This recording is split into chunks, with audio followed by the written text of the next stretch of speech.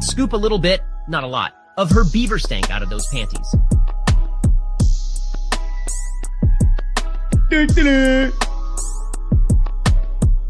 Line coat, very swag, I like it!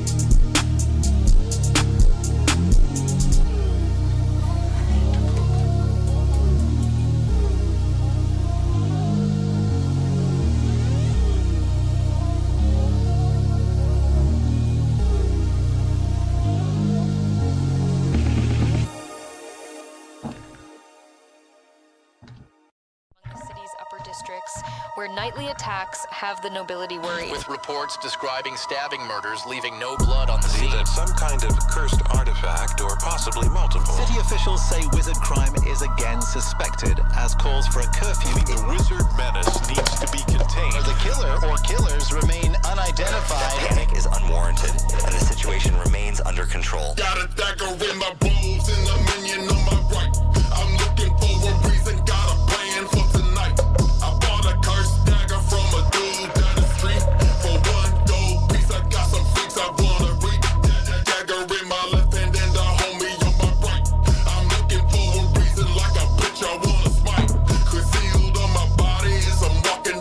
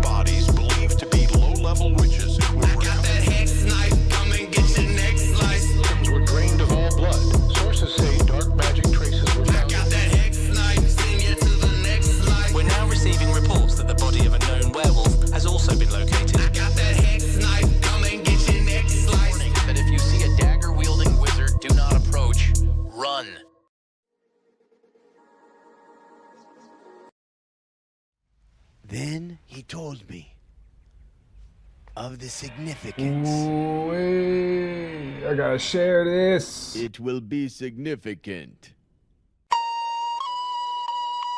Yeah. Yeah.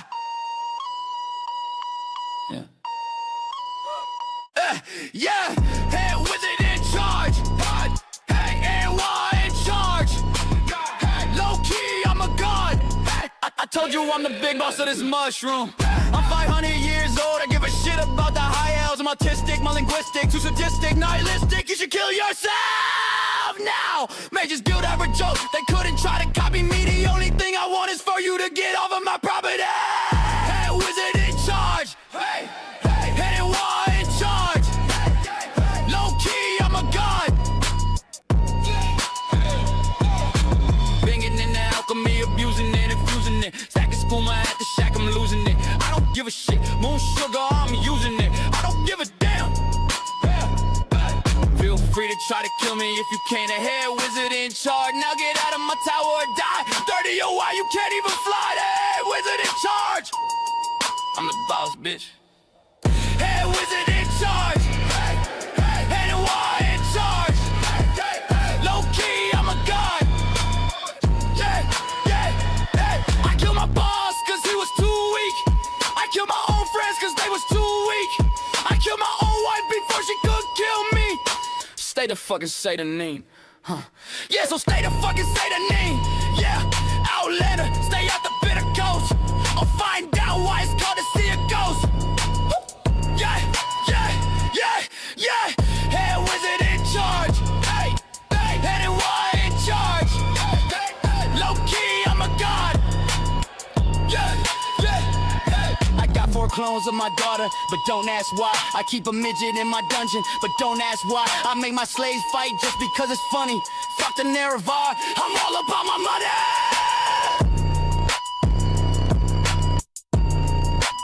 All right. I had to eat a little bit of my din first. You know what I'm saying? So, while I was listening to the intro, because this music is mainly for me to listen to get started on my streams.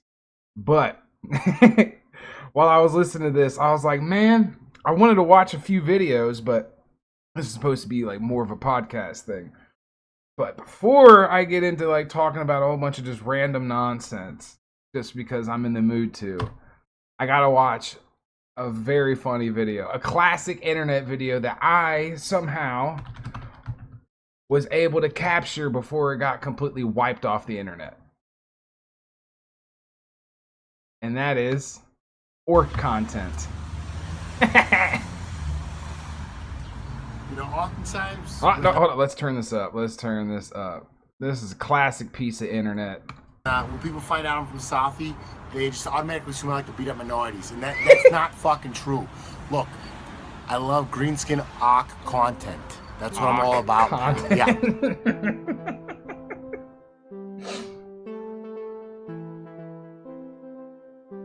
Oh, God. You know, my fucking father, he could never even hold a job. He worked at a couple delis here and there. The docks somewhere, you know, just odds and ends. One thing he was good at, chugging points of Guinea and beat my mom with a claw. Back when I was in school, I used to get in a lot of fights in the yard. And my teachers, they'd always say I never amount to much. I was a bum. But look at Ben Affleck, Matt Damon, Mackie Mac. They made something of themselves. My mom always told me I was a diamond in the rough. And the only thing that ever made me had like a diamond was art content. Dude. That's what did it for me. You know, when I was a kid, all my fucking gay ass... Oh, I just caught something. I just realized that says bitch and heat. That's what did it for me. You know, when I was a kid, all my fucking gay ass friends, they'd be drawing like Superman, Batman, gay ass cartoons. Me, I was drawing orc content. It was just kind of flowing through me like a waterfall. And you know, next thing I know, Tom Brady's the best quarterback ever, by the way, in the NFL. He's off my mind. I'm not even thinking about it. I'm just trying to get out premium art content to myself because I fucking love it, pal, and it looks so fucking good. And it's just that fucking green good. Skin. Oh, there's 3 rules to drawing art content. Number 1, the slit. The gash has got to be juicy. Number 2, the arc has to look like they can physically dominate me. Like, I weigh 230 pounds. I'm a big guy, but I need a linebacker ready to fucking steamroll me on a field like Teddy Bruschi. And number 3, the girth has got to be there. I'm talking at least 9 inches of girth. Like, put something human cocks to shame. That's what I'm looking for. Like in the clip, you mean?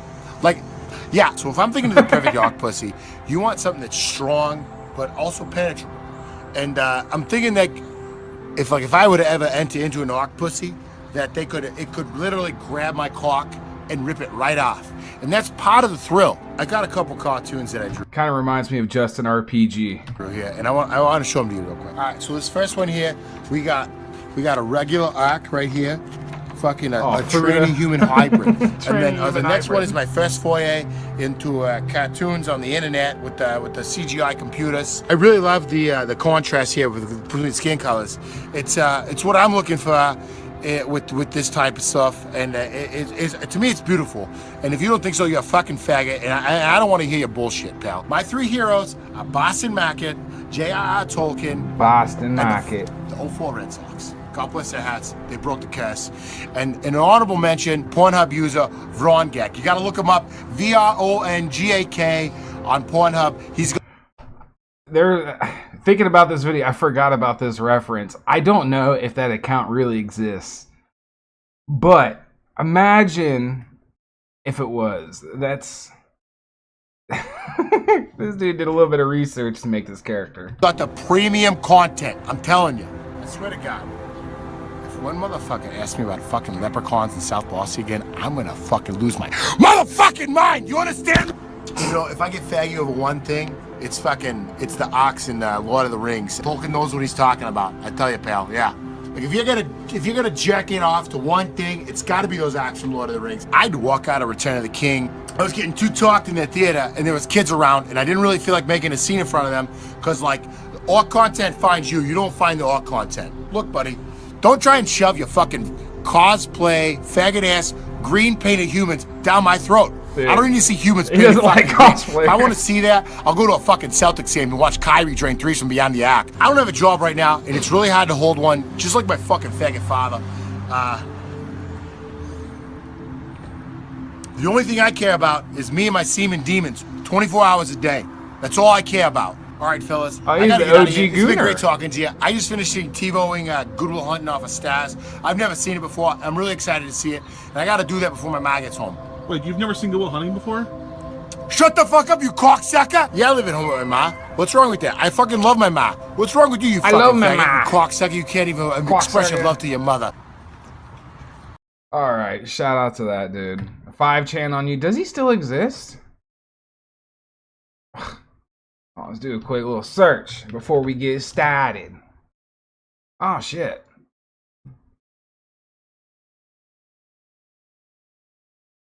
Oh wow. The headset will stop school shootings. Turn your kid pro gamer today. Sarah. All right, hold on. This is that orc porn guy. This is Seth from 5chan.org, and I'm just coming at you guys live from my house. It's been a crazy day. I've just been recently diagnosed with schizophrenia, and you know, hey, it's I guess you could say it's one of God's little late life blessings, as I like to say. And hold on.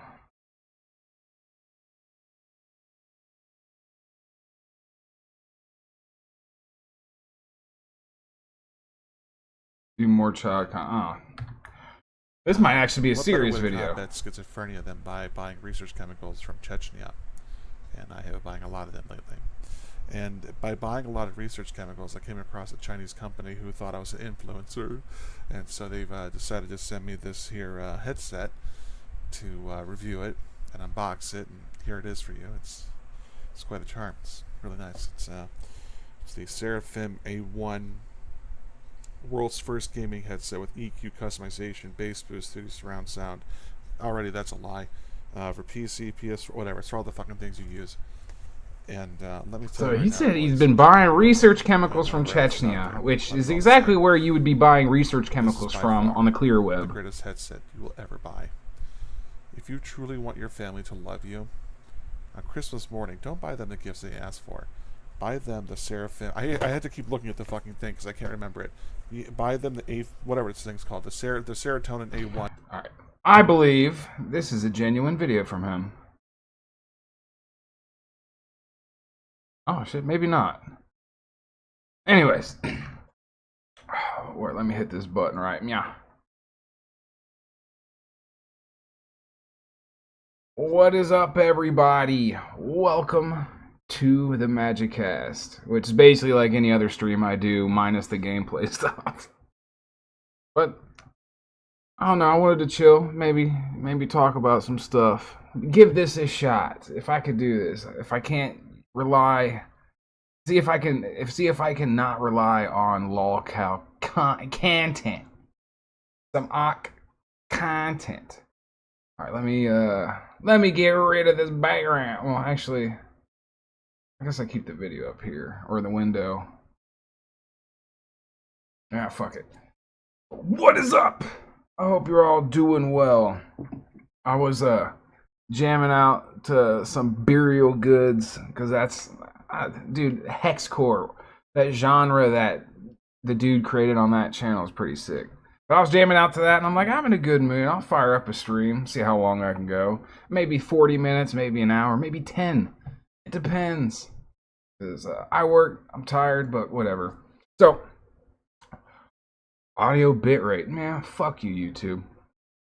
So, first thing, I am completely over fast food. Over it.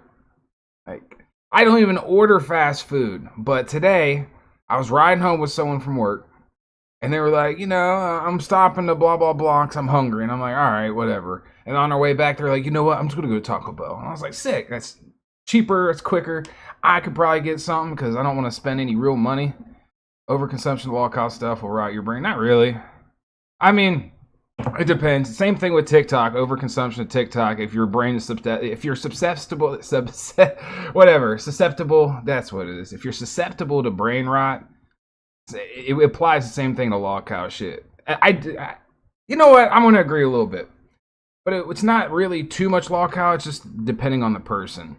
Because you got a lot of people that, just like with the politics shit, just, they don't like something, or they just, overindulge in certain kinds of content, like a certain type of content, and then they're already kind of stupid.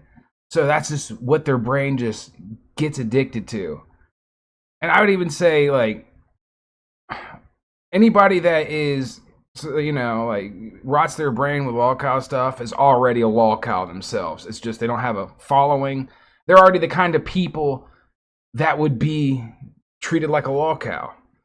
And we see that time and time again with these A-logs that go after Cyrax, that go after Nova, that go after, Chris Chan, who else? Tyree Sneed.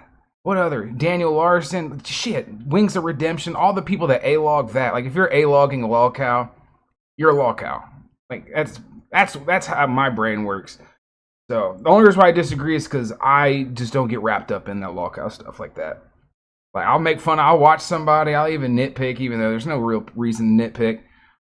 But it's just pure entertainment for me. And then watching the people that troll lolcows is what I enjoy a little bit more, because those people will ruin their lives, lose a job, go homeless just to fuck with a lolcow, or to attempt to fuck with the lolcow.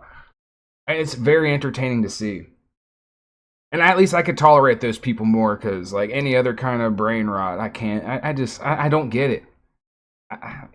Even if I was young, I wouldn't get it. I would be like, yeah, that ain't me. But that's just me. But anyways, on the way home, this person was like, hey, let's stop at Taco Bell. And I was cool with that. So when I went to Taco Bell, I get in line. And Burial is redoing a lot of his stuff with updated versions. And I'm with, oh, for real? Oh, yeah, that's right, 420 guy. Because he just released he released a song not long ago, which was basically the full verse to, like, the first half or the second half of the Dark Wizard rap battle. The Necromancer version, because I remember the Hex Money Power at the end. I don't like that remix personally, but I fuck with Burial Good so much that I give it a few listens. I like the beat. I just don't like the verse that was put to the recent song, but that's just me. But I still fuck with the music. you know. And same thing with I Got No Username, but he is more of like a mix between like a normal gaming YouTuber, I guess a Morrowind YouTuber or some kind of gaming YouTuber. And then he's like stepping into not really hexcore, but some magic-based rap. I'm just gonna call it hexcore. Anything centered around wizards and magic. Or I guess it would be more Tamriel core because half of his music is like I Got No Username's music is like mostly based in Elder Scrolls, whereas Burial Goods is just basic wizard fantasy type shit. And then you also got Mimo FR who makes ambient wizard trap. So there's a lot of like magic-based hip-hop and music going around, and I'm listening to it all. Speaking of, I'll play... Alright, we got background. But yeah, I get what you're saying, 420 guy, about the brain rot. I'll agree with you a little bit on that one too. So you give me that point, I'll give you the point for what you said too. I guess because I just won't be able to fall into that, I just can't see how that really would rot the brain totally. But at the same time, you're right. Like, I'm saying what you are saying, but I'm just being convoluted about it.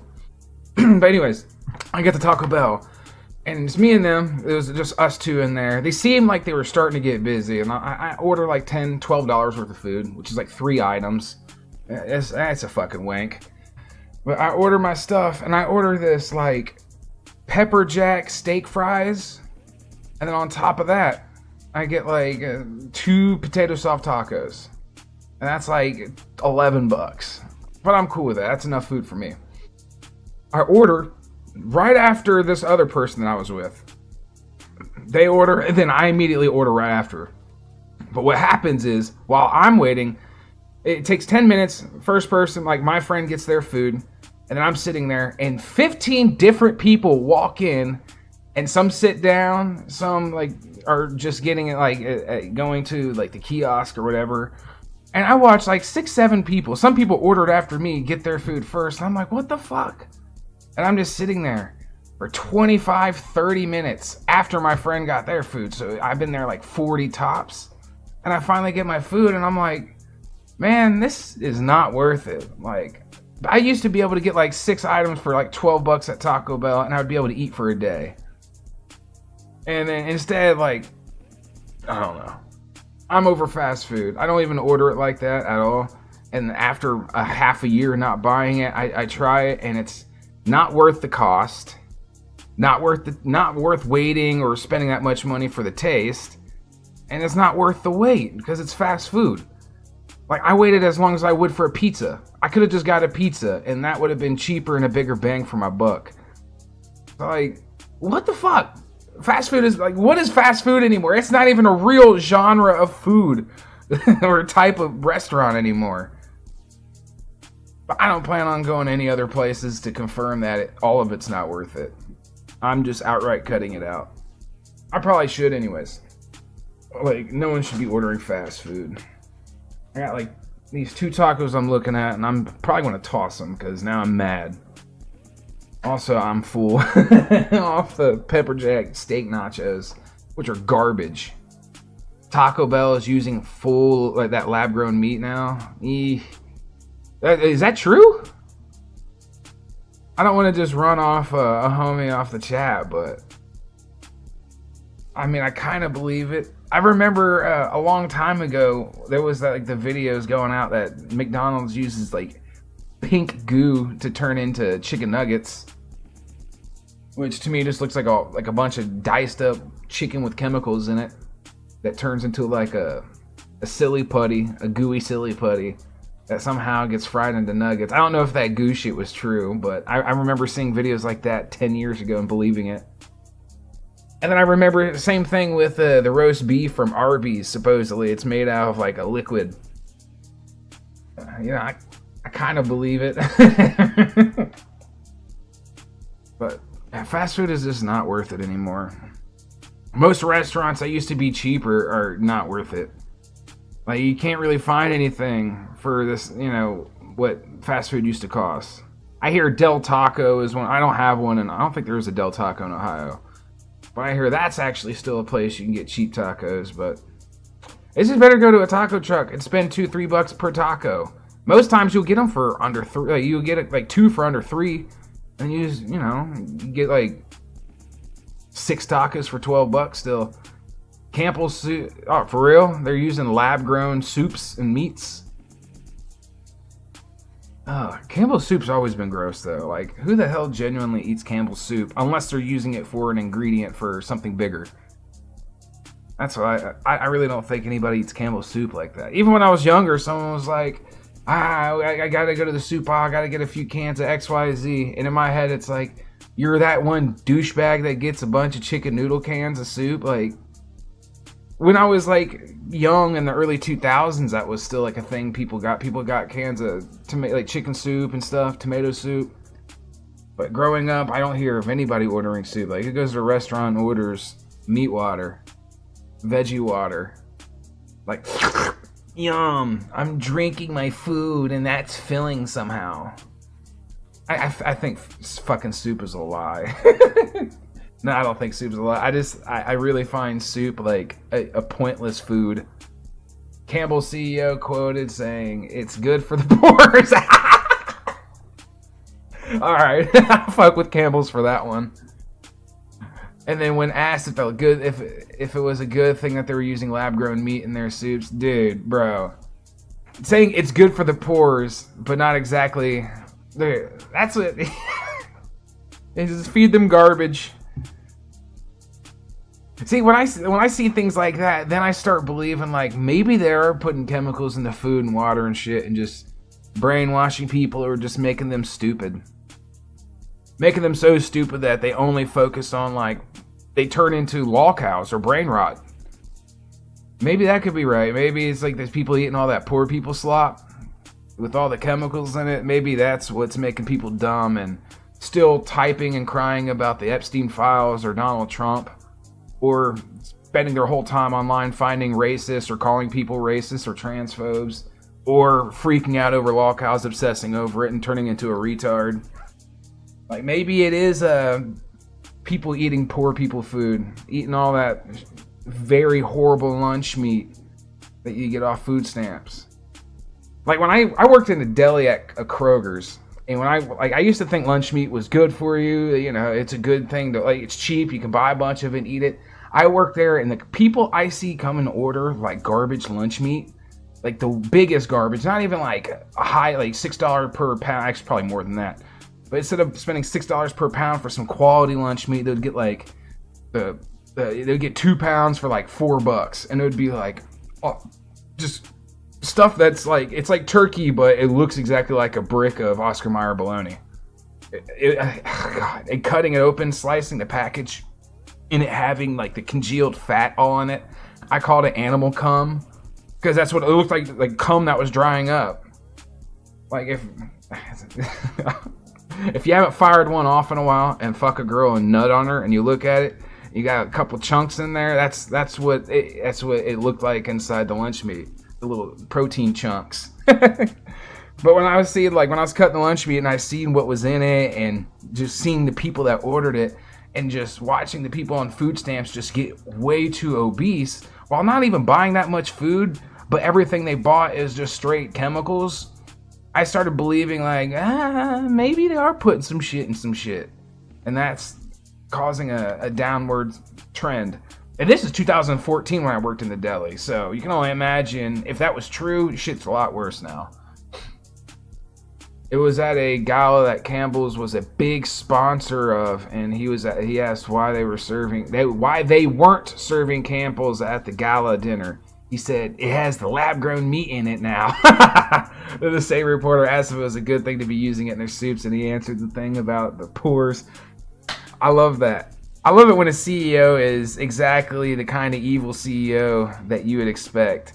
When that McDonald's CEO took that really Squidward bite of that burger, bro, I was like, yeah, this should be a wake-up call to people. I doubt it. But nothing's going to change, man. It's all about the dollar. Everything in America is just backed by a bunch of like different like companies and red tape, and red tape's created to continue the money, to never actually care about the consumer or the people. And if there is stuff out there that cares about the consumer or people, then they also have a bunch of red tape around them to make sure that they draw shit out as long as possible, because they don't really want to help people. They want the fame or the money that comes with pretending to care. I'm becoming a little bit more nihilistic about things. Like, someone was sitting there bitching about the government at work the other day, and they were saying a whole bunch of stuff, and like, yeah, I mean, you have a fair point to think that or say that, but it was just a bunch of complaining that went nowhere. And I asked them, I was like, what do you want to happen? Like, what's going to change complaining about it to people that don't care? And they're like, spread awareness. I'm like, you know what's going to, you know, I just hearing a whole bunch of people complain about stuff just so they can complain and never actually go out and vote or like try to canvass or help whatever politician, politics, or, you know, instead of helping the thing that they're upset about or fighting against it, they're just complaining, posting about it, and just bringing it up to anybody that would listen.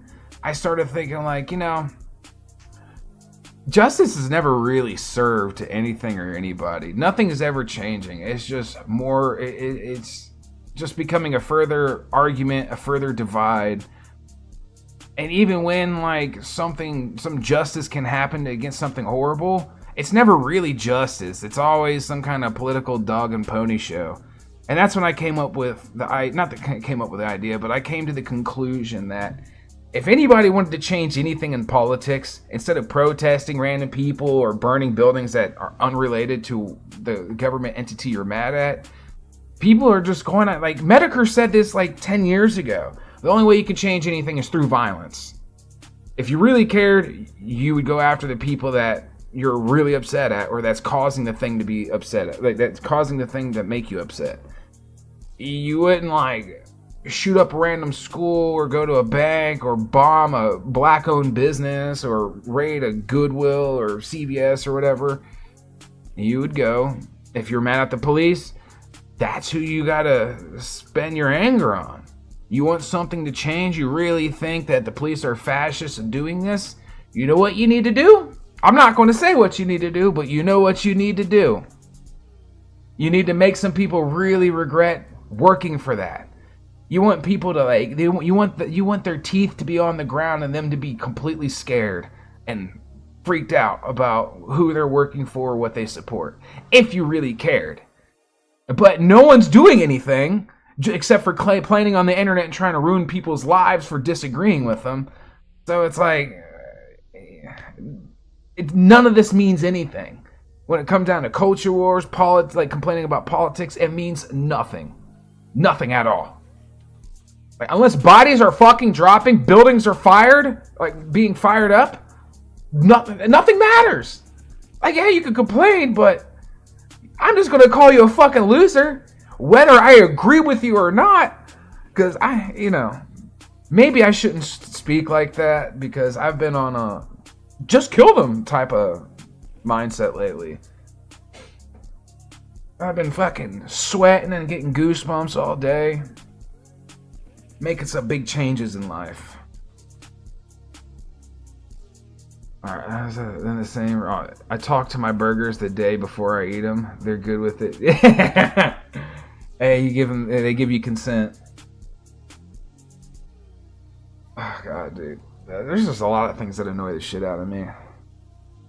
Like, I went through my phone and my notepad on my Windows 11 like computer. Or I only have one computer. It's Windows 11, so I like the notepad in Windows 11 because you can have millions of tabs. I've written so many scripts talking about like a culture war thing, something in politics, or mainly it's the people complaining and like going viral for something they said or did. And it's like, it's always just something negative. It's like, you're a fucking pussy and a retard. This means nothing. All you're doing is just complaining on the internet for clout and views. And then my conclusion to the video is, if you really give a shit, start killing people. If not, then shut the fuck up and stop being a fag. I need to stop thinking like that. I need to stop like being a devil's advocate. Because I'm going to say something one day and something's going to happen. Because Metal Skull, I call a lot of things, mainly gaming and lolcow stuff. Like, I see the writing on the wall way before it's about to happen. So maybe it's just a very informed guess, but I need to stop saying shit like that and just saying, like, telling people to just go for it. If you really give a shit, go do something.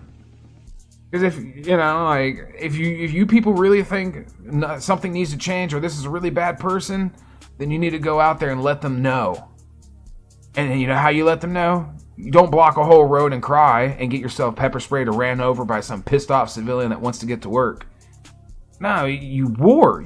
That's why we go to war, right? To make change, what for the better or worse. Venezuela, Trump killed that dude. And that, you know what's going to change in Venezuela? You know, like, he's making it, he doesn't like the dude, didn't like what was going on, so he did something about it. For better or for worse, but he still did something. Didn't make a million podcast appearances or crusade. Didn't be a famous actor on The Reacher and then start crying about the Epstein files when nothing came of it. Nothing's still going to come from it. Kind of all a nothing burger in America. Because the people they really want to nail with the Epstein files isn't going to be punished with the Epstein files. Whether, I didn't even look into it, whether it's like a cut and dry, oh, these people are pedophiles, every single one of them named, or not. If it was really that big of a deal, and you see that you're complaining on Twitter is doing nothing, hint, hint, nudge, nudge, you might need to go slide. Drop a few people about it. Make a manifesto. Because as we see, manifestos somehow encourage more violence. Well, not really successful acts of violence, but it encourages people. It sets a trend. But it's not going to happen. Because the people bitching and complaining just want to bitch and complain and get popular, get clout, get kudos. They want to be a part of something without actually being an interesting person or contributing anything meaningful. And instead of actually contributing, they just want to cry and then have people pat their back and support them blindly. The world sucks. That's why I play games. That's why I stick to the lolcow sphere. Because worst case scenario, we get a pedophile, you can go punch him in the face or go paint pedophile outside their house. And that's more of something than just making endless streams calling them a pedophile and then crying when someone does something to them in real life. It's better than that. I'm not saying don't call like bad people out for being bad people, but getting upset if someone wants to go do something in real life about it is the problem. Because it's like, oh, you don't really care, you're just trying to milk it for money, views, and attention. You don't really care if this person's really that vile or evil. At least with Nova Online, when people started tagging Predator outside of his property, people were like, no, leave him alone. Come on, stop it. Leave the Predator alone. It's like, you guys have been calling this dude a predator, a pedophile for a couple years now. You've been going, you make a video about him every few days. Then when someone in real life is like, oh, these YouTubers are calling him a pedophile, I can go tag Predator outside of his house. The second they go do it, you're like, oh, leave him alone. Just leave him alone. You gotta observe from a distance. And it's like, no. You know what you guys did? Like, there's people out here that are radical. And you're encouraging a crusade on somebody. You're gonna have to understand that with an audience that grows and grows, you're gonna have some real huge nutbags in them. And you're either gonna operate according or you keep doing what you're doing and then accept that sometimes someone's gonna go crazy and do something. And it's kind of off of them being, you know, encouraged by your words, your content. And luckily that's changing because people are protesting Nova, tagging more and more, fucking with them more and more in real life. And then they're kind of all like, yeah, this is funny. They're not really encouraging it, but they're documenting it, laughing at it now. Because I don't know if they heard my words of criticism, like, either shut the fuck up or continue the course and accept that there's going to be some crazy viewers that do stuff. Now, you're going to have to understand that it may get violent, and if you don't want that, you just got to stop calling, you got to stop talking about the person. Really. And then eventually that viewer's going to go to someone else's audience and then be encouraged by that instead. What do you know? I'm going to turn off the music. It is what it is. I'm very critical. I should be in bed, really. are kind of quanky. But yeah, I was really into listening to this one song. I don't know why this Hex Knife song just goes so fucking hard. Go back, go back. Oh wow. Oh yeah, that's right. I made a new background and never did a stream. Oh, I did connect one of my YouTube channels. All right, let's go back to. Then he told. The city's upper districts, I just want to where listen. nightly I'll turn it on attacks low. have the I don't know why this song goes fucking hard. Killers remain unidentified. Panic is unwarranted, and the situation. It feels like Wizard Juggalo music.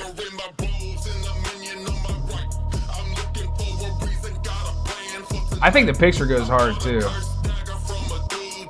I want that knife, even though it's AI.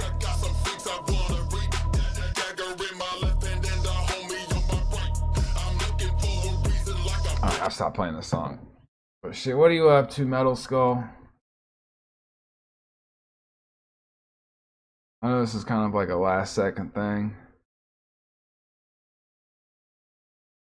Oh, fuck. Man, my back and neck hurt, dog. Oh. My back, neck, I got a little chilly. I haven't hit my pen. I haven't done anything. Kind of my fault I'm this way, but hey, it is what it is.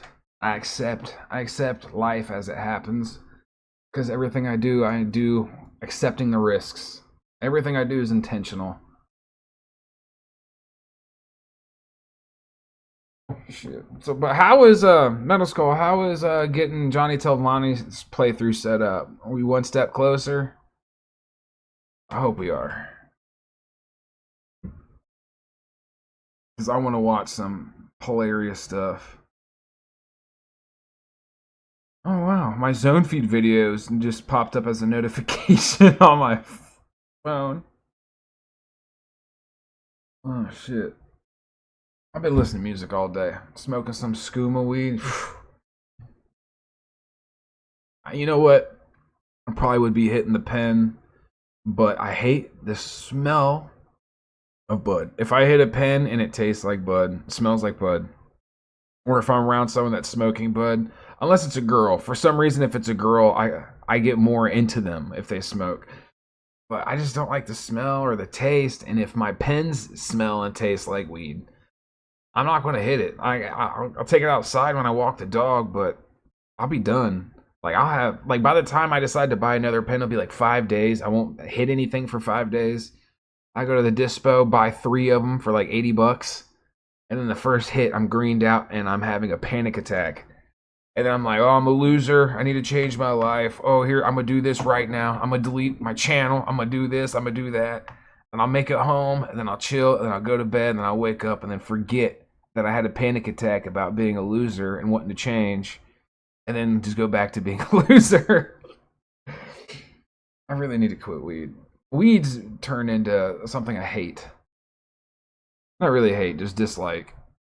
It's not satisfactory. I like indica, but I can't get the indica I really like, because every time I get it, there's always like some percentage of CBN, CBD, CBN, THCA, THCH. And then they'll just, you know, I don't like the percentages on everything I'm looking at getting. And I don't want to get any sativa because I don't want to green out and have a panic attack. And then I should be aware of what causes the panic attacks and work on that. But I just hate having, like, be debilitated for like an hour by the realizations that I'm already realizing, like I've always been aware of. It's an endless cycle. Which leads into an issue that I need to change, so that's why I'm not hitting the pen. I'm fighting it. Worst case scenario, I'm just gonna, you know, do it less and less and less and less until I don't need to or want to. I did that with smoking. I mean, I switched to vaping, but, you know. Alright, oh yeah, so here's Johnny Telvani. He's ready to start. I just got to do the introduction episode now. Then it starts fully. The intro episode will be me rambling with Johnny in the Weeking Skeever Tavern. Just after, so it'd be Johnny and Johnny Skyrim, or I'd be rambling with Johnny. See, I can't wait. I can't wait to watch any of it. I'm glad you reworked your mods a little bit to make it more YouTube safe.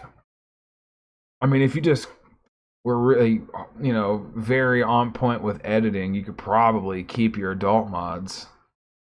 But it seems like you added so much extra stuff that it does not allow for any irregular content, which is funny. I like how vast the mods are on Skyrim. Like, it's pretty sick. I love it. I love any game that has like a massive modding community.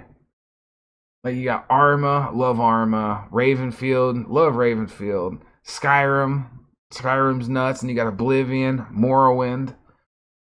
What else?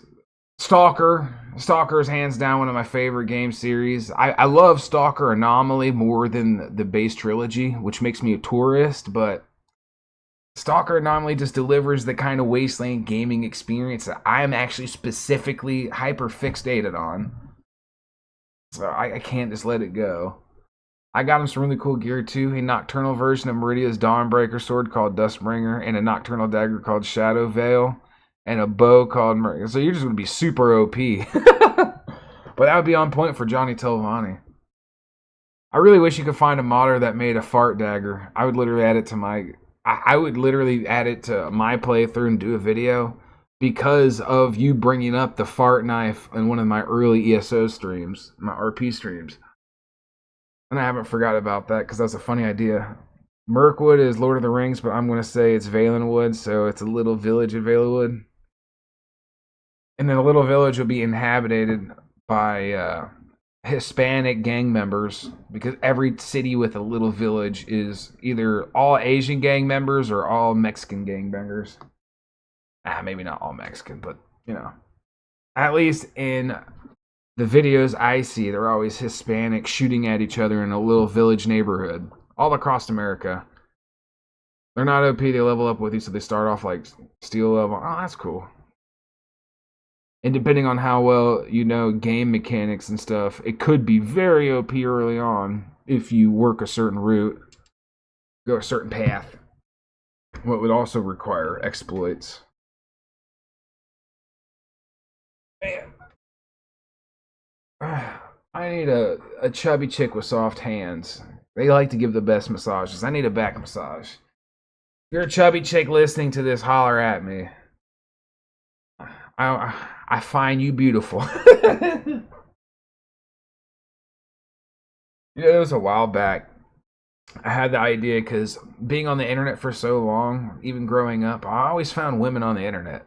Not trying to, I just found them, and they would always be within like an hour drive, 2-hour drive, or they'd be in the Appalachian Mountains, but still come travel to see me. So I had in my head, I was like, if I open a YouTube channel, I wonder if I can get, what if I can slay or start sleeping around? And then I get on YouTube and I completely just squander the opportunity, because I'm busy, so I can't just focus everything on YouTube. But now that I realize, it's like, I was just wanting to fuck. That's all I want. I just wanted to blow through viewers. But YouTube would not be the platform for that. I'd have to go to TikTok and start streaming there if I want women. I mean, they're going to be crazy lolcows, but it could happen. I kind of wanted to start dating a lolcow just for the story that I could tell on my streams in the future. Like, man, this fucking bitch.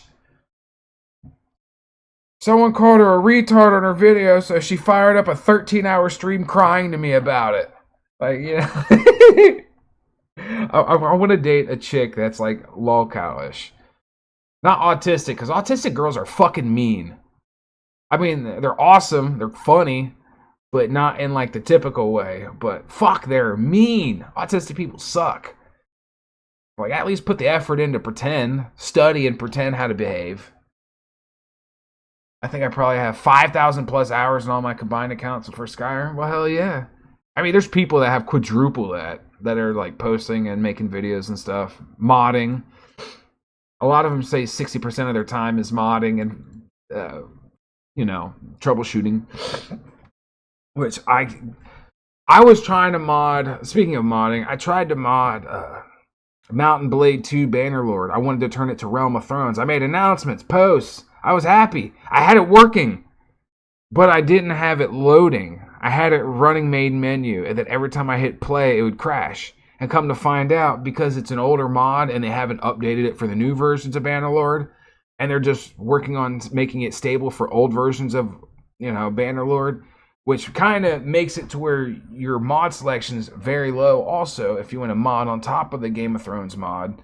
Because you have to get a whole bunch of, you have to get 4 essentials that are a very specific version that can handle the old Bannerlord version because it's an old mod. And if you want to add anything else to it, it's going to require a lot of tweaks, troubleshooting, and there's a chance that if you had everything running correctly, even if you had the right the right old versions of essentials that are hard to obtain, because they're essentials that update with the game, just so new mods can be made or updated. Once you deal with all that, there's a chance that your game will just crash anyways because it's an old mod. It's like, it's not fucking worth it. There was someone that spent a few hours every day for a week straight helping me get this running. And then eventually they're like, oh, I see what's wrong. You need to get this and this and this specific versions. And 2 of those you have to dig for a GitHub or a forum post. And I said, forget that. I am not going to mod this. This is not worth it. Anybody modding this has either too much time on their hands and no fucking job, or this is the only game they want to play. There's no other game they care about. It's like an autistic fixation, and that's why they deal with it. And I was like, yeah, this is the downside of modding, and people like that need to run a whole bunch of old mods and will dig for that just to play exclusively an older mod or an older version of a game. It's straight autistic. I can't do it. And not in a funny, entertaining autistic way, but in it's a hindrance. It needs to go away. Get that crazy bitch Scarlett Hampton that is beefing with Ralph Gunter. Look, say what you will about Scarlett Hampton. I like her personality. Scarlett Hampton, I'm a nobody, but holler at me. I will tolerate all of your bullshit. I'm down with it. I am down with your shenanigans. I will do whatever, because I am a pleaser. I am a people pleaser. As long as I get some happy out of it, I'll wear the fucking collar. I fuck with Scarlett Hampton. I turned around on her. At first I was like, oh, she's just an attention whore.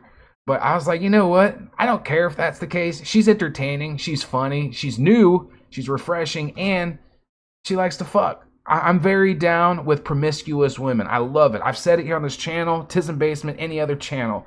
I am down with the whores. Don't charge me, but I'm down with what you do.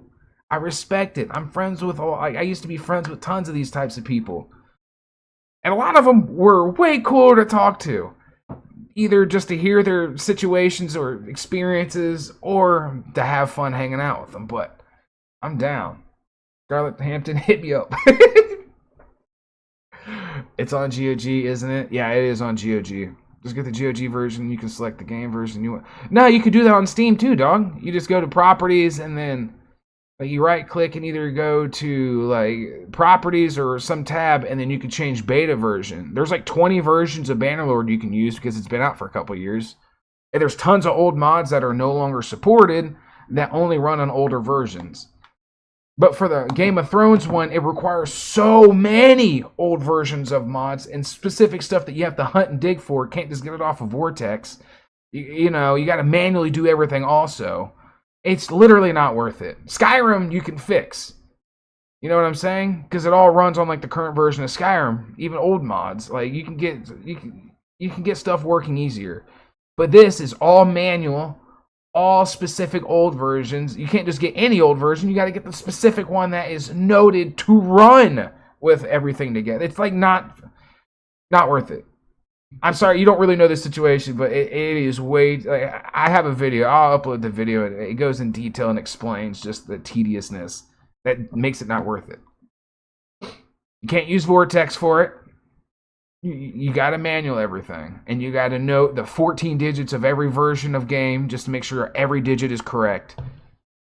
It is too much time if you're A, a YouTuber, or B, have a life, or C, play other games. But that's what I do for New Vegas. Get the version before they patched it because it's the highlight. But see, with that, I don't think you're going to need 4 or 5 essentials that all have their own specific old versions too. And Nexus, if you get like, what is it, Butter Library, BLSE, which is Bannerlord's script extender. It's like Skyrim, it's like SKSE. It's like that, but you need like a specific old version. And even then, you might have to get older versions of Realm of Thrones if you want old mods to work with it.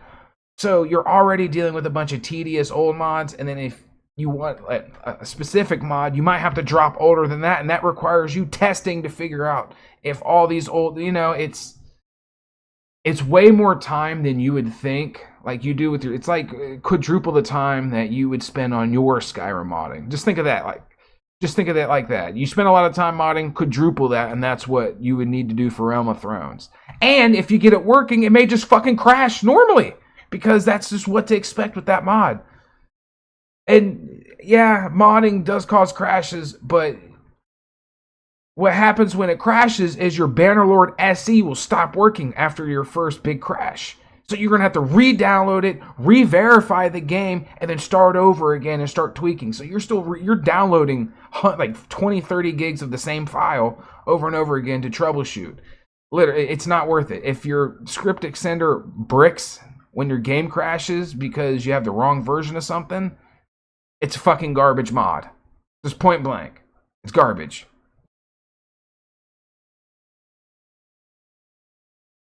Yeah, I'm better off learning how to mod so I can either use Claude AI to update something or vibe code something to make it work. But I wouldn't care if Realm of Thrones had a current, like their mod for the current version of Bannerlord 2, like Mountain Blade 2 Bannerlords. If you had to pay for it on like a Patreon, like, oh, if you pay on Patreon, you pay for this tier in Patreon, you get the mod that runs with the current version of Bannerlord. I'd be cool with that. I'd drop the 10, 20 for it. But that's not how that works. And they don't do that. So it's not even worth it. It's not even worth giving them money. You can't make it run on a current version. At least for me. Like, you're right. I'm better off just learning how to mod. My back just popped and I really regret it. Oh shit. So what kind of mods you got for New Vegas that you have to mod every Bethesda game you play? There's so many games I own that I've played like 2 hours, 10 hours, 20 hours of and never completed. And I'd buy more games. There was a period of time where I spent almost all my money on, like, I paid my bills and then spent all my excess money on games. Because I had this idea I was going to do all these game videos for, like, my channel was going to be known to play a lot of different games. And that never worked out. No views ever went anywhere. I'm better off just doing what I really enjoy and keeping the same amount of views I've always had, but for things that I really want to play and not just feel obligated to play. So that's why I stopped doing all these random games. I kind of want to step into some stuff, but at the same time, it's like, maybe in the future. You know what I'm saying? I might as well just build up my streams and then the content I really enjoy doing that I'm willing to always do. And then go from there. I'm going through a lot of negativity right now.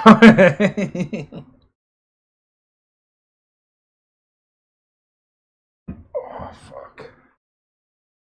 Let's see. Hold on. I'm on Twitter. I'm gonna refresh to see what pops up. It's not on the stream. It's not going to show up on the screen, but let's see. No. Oh, there's a lot of racial beefs online. It went from oh, look at all these racists, even though most people weren't really racist, to now people having so much fatigue that it is uptrending racism, which I'm not saying is a bad thing. I'm just saying it is kind of a problem that a group of people are pushing people into being racist through just being straight up ignorant or aggressive. You know, it's crazy. And there's so many body cam shootings coming out. I'm just tired of it, bro.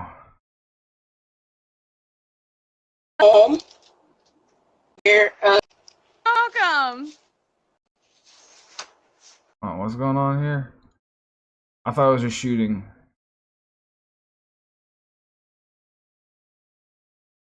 Oh, wow, there's a lot of... Alright, there's some people that get, like, overly aggressive racism. Like, racist. And it's like, I'm not letting that stinky monkey, blah, blah, blah. And it's like, it's just a mom being harassed by some young kids. And because they're black, you're just pissed. I don't get that. Now, if they're doing something really ignorant, I get that. I'd get being upset. But there's just some people that are just outright hateful, just to be, you know, they're just seething racist. It's not even racism that makes sense. It's just they're just fucking mad, and they're just picking the thing that you could be tolerated to be mad at. Kind of reminds me of someone that I used to talk to, just endlessly seething on the internet over nothing. I think that's like a good analysis of what's going on in the world. People just endlessly seething about nothing. The brain rot people, like 420 guy earlier said before he left, he had a good point. You can rot your brain out with lolcow shit, but if you can rot your brain out with that shit, you're already a lolcow, already brain rotted. Like, people that get susceptible to brain rot are already brain rotted. They just haven't found their heroin yet. You know what I'm saying? They just haven't been activated. Just like a drug addict, like, a lot of people are drug addicts before they get strung out on something. They just haven't got that one high that really captured that demon inside of them. And then when they encounter it, boom! Off to the fucking races. It's like you're an addict, you were just waiting for that thing to activate you. Kind of how I see with brain rot. But I'm going to be right back. I got to use the bathroom. So I'm going to turn this on. And let's look at some Steven Dawson. I'll play lolcow while I'm in the bathroom. You get a little fun, Metal Skull. I'm gonna find a decent length video.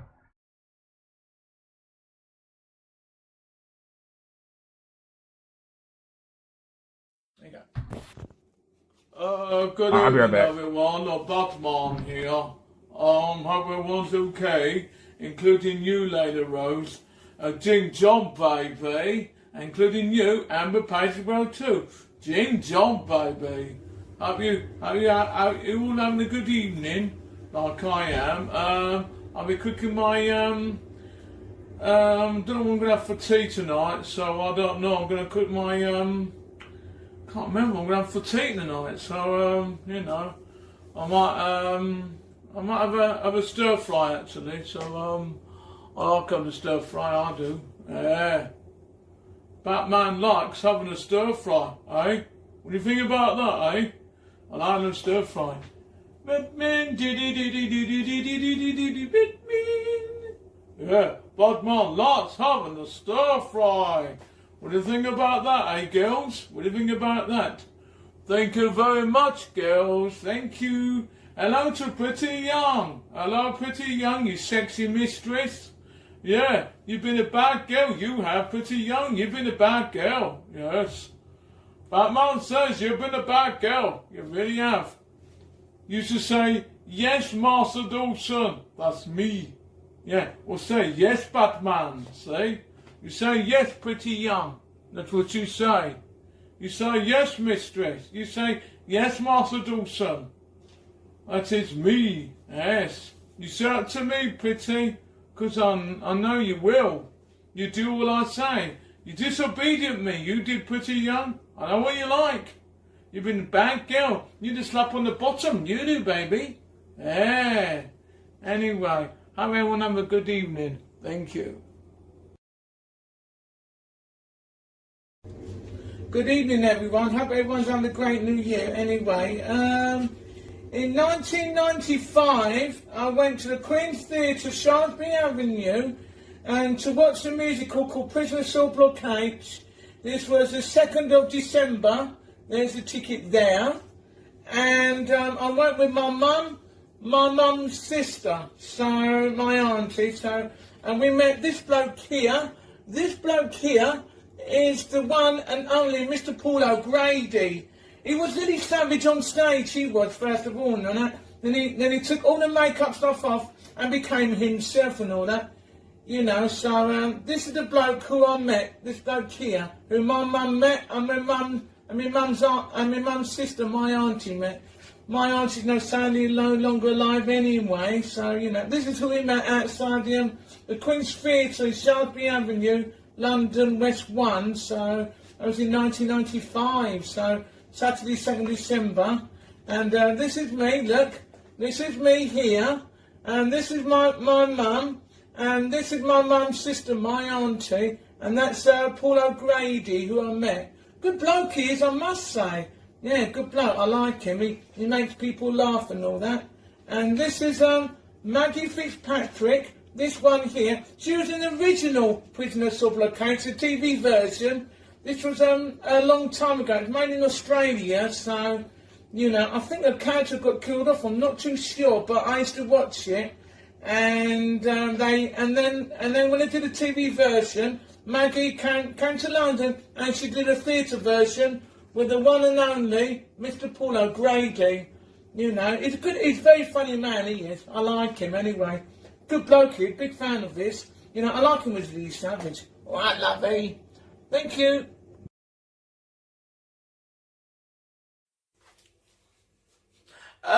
Good evening, good evening to my idol of my life, my one true love, which is you, Pretty Young. Good evening. I'm okay, baby. I didn't get no sunburn yesterday I didn't get sunburn for my walk yesterday. In case you worried about me and all that, I didn't, you know, because I didn't get no sunburn yesterday for my walk coming back to Ashford here yesterday from Tennyson, which I did. What up, Lobster? I walked from Sorry, I was in the bathroom. I'm not really focused on lolcow stuff. Just rambling about shit. Maybe lolcow stuff gets brought up. How you doing though, Lobster? I'm just really talking shit about a lot of stuff today.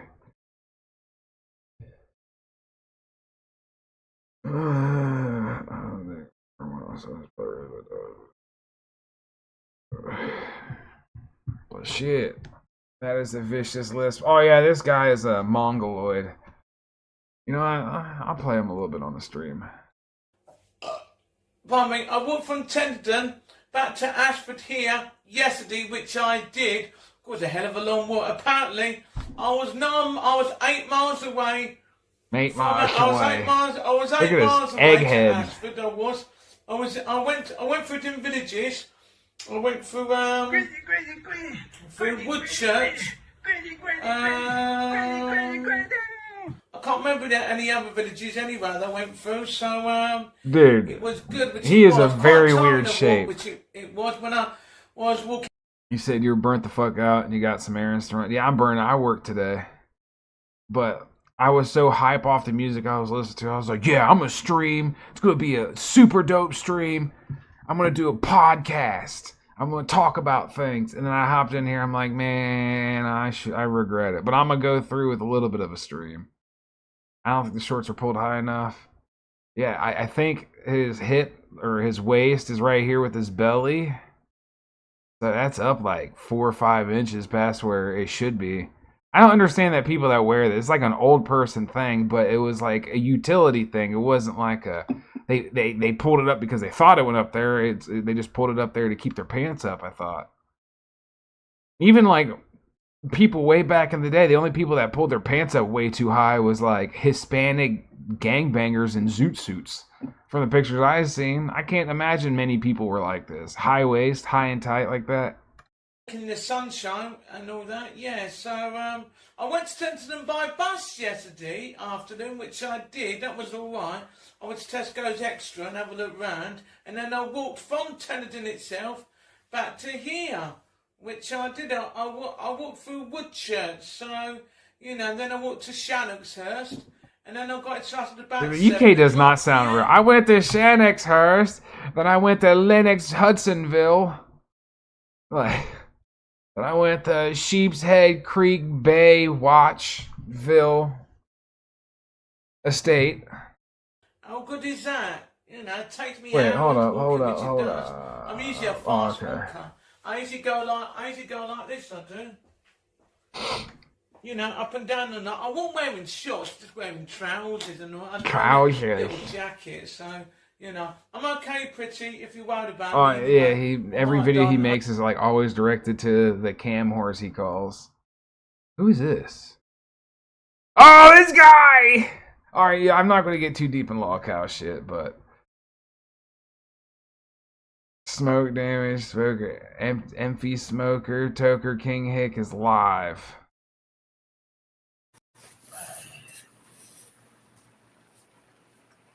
Surprised this dude isn't dead yet.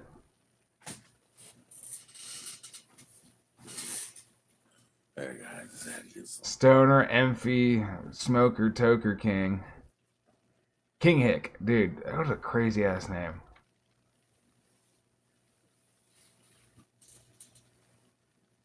This dude's probably really happy with himself too, because he gets to fucking smoke.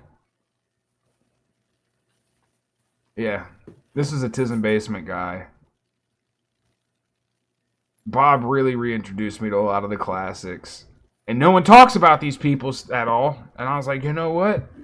Instead of just doing one-time things, trying to find a whole bunch of just random funny guys to dive through in a one-time stream, I was like, I'm just going to get a roster of people that we can just bounce around to, where there's either new content still coming, or there's just an endless amount of content to go through that doesn't really get combed through. Like, this channel, how many views?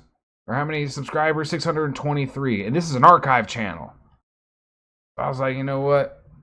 Maybe they'll grow, maybe we'll grow. Does he get AI porn up in this bitch? I heard that West Virginia mating call.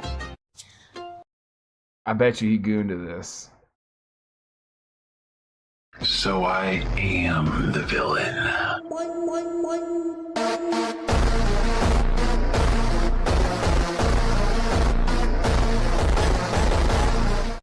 That's wild. That is wild, bro. Who else do I got up here? I got some. Well, I guess we could do something. Most of them have their tiny niche communities. I bet like freaking Sneed never gets big coverage anymore. Yeah. It's exactly right.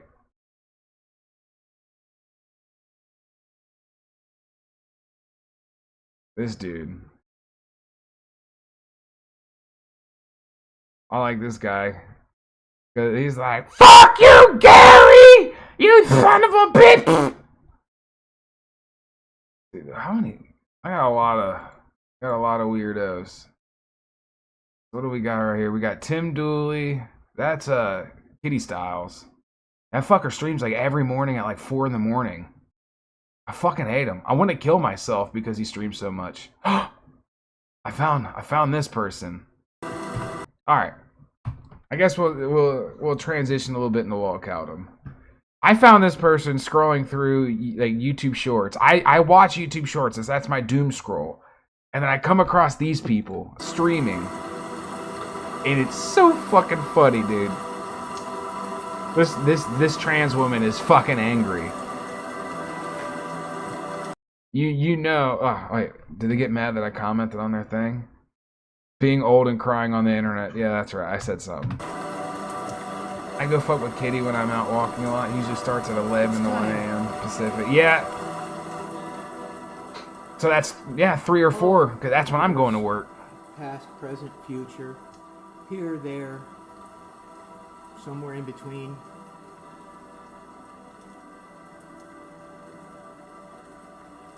Meow.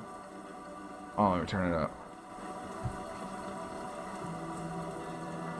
I'm going to start sharing stories with everybody. That in my 55 years of life thus far, I have only shared with a very select few of people. The man, those tits are sad even for a man. But it's time for me to share it with everybody. That turkey neck. I already made a video about my out-of-body experiences as a child. You're right, Lobster. The now reflection in the eyes just shows that they only care about themselves and how they look. You see, It's all an image, am a performance. Transgender person. Performative. And I was saying earlier, with these people always being mad and just complaining on the internet, there's only one solution to make changes. If you really feel like things are really that bad, the shit you're upset about is actually horrible, the only way to change it is by killing people. And not just any civilians or anything, because that just gets you made fun of and forgotten. You got to go after the people that are upsetting you and causing these problems. Politicians, you know, but it's not going to happen. I don't encourage that, but that's, if you're really that upset, that's the only way anything's going to change. Because there's no justice with these politicians. There's no justice with corporations. There's no real justice in this world. It's all a performance, smoke and mirrors. There's sometimes justice happens, but that's the variable. That's the exception. That's not the rule. That's not the average common thing that happens. Unless, like, I like gangbanging. I like the streets. I always had the street mentality. I loved it. Because... and there, if you did this, you were upset with somebody over some trolling or calling you a tranny or whatever, and you're like, the worm is turned, blah, blah, blah. Instead of doing that shit, you would go kill the person insulting you. That would cause a lot of unnecessarily other violence, but you would solve your fucking issue right then and there. And then you tell the world or the people watching you, yeah, what's up? And then that would encourage someone to retaliate, but, I mean, I stuck by that. And then I kind of stick by the whole street thing when it comes to the internet. Like, if you got a problem with what I say or what I do, come kill me. Do something. Hurt me. Punch me. Meet up with me. Come to my door. Find me when I'm out running errands, out passing around, doing shit. Hit me. Run me over. Call me out. Run up with me with a camera. I mean, I will retaliate, but if you got a problem with me, you gotta come at me like that. Crying on the internet just... is crying on the internet. That literally is what makes me laugh. Is someone just getting mad on the internet. Even if I get mad on the internet, I laugh at my own anger. Because it's funny. It's stupid. It's not serious. It's just the fucking internet. Even if the topic that we're talking about is serious, it's not serious. So if you got a problem, you got to go handle it.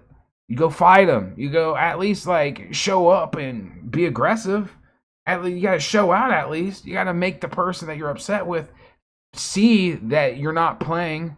Even if they don't fear you over that, they're going to be like, oh, this person's going to find me. This person will confront me in the future. And it may get worse. Like, that's the mindset I have. Hanny, the Chris Hansen. That was a good one. Metal Skull. I will say, though, most of these cows, I have a problem with letting them continue to exist. Is a crueler option, and sure. Yeah, I agree. I've been saying that.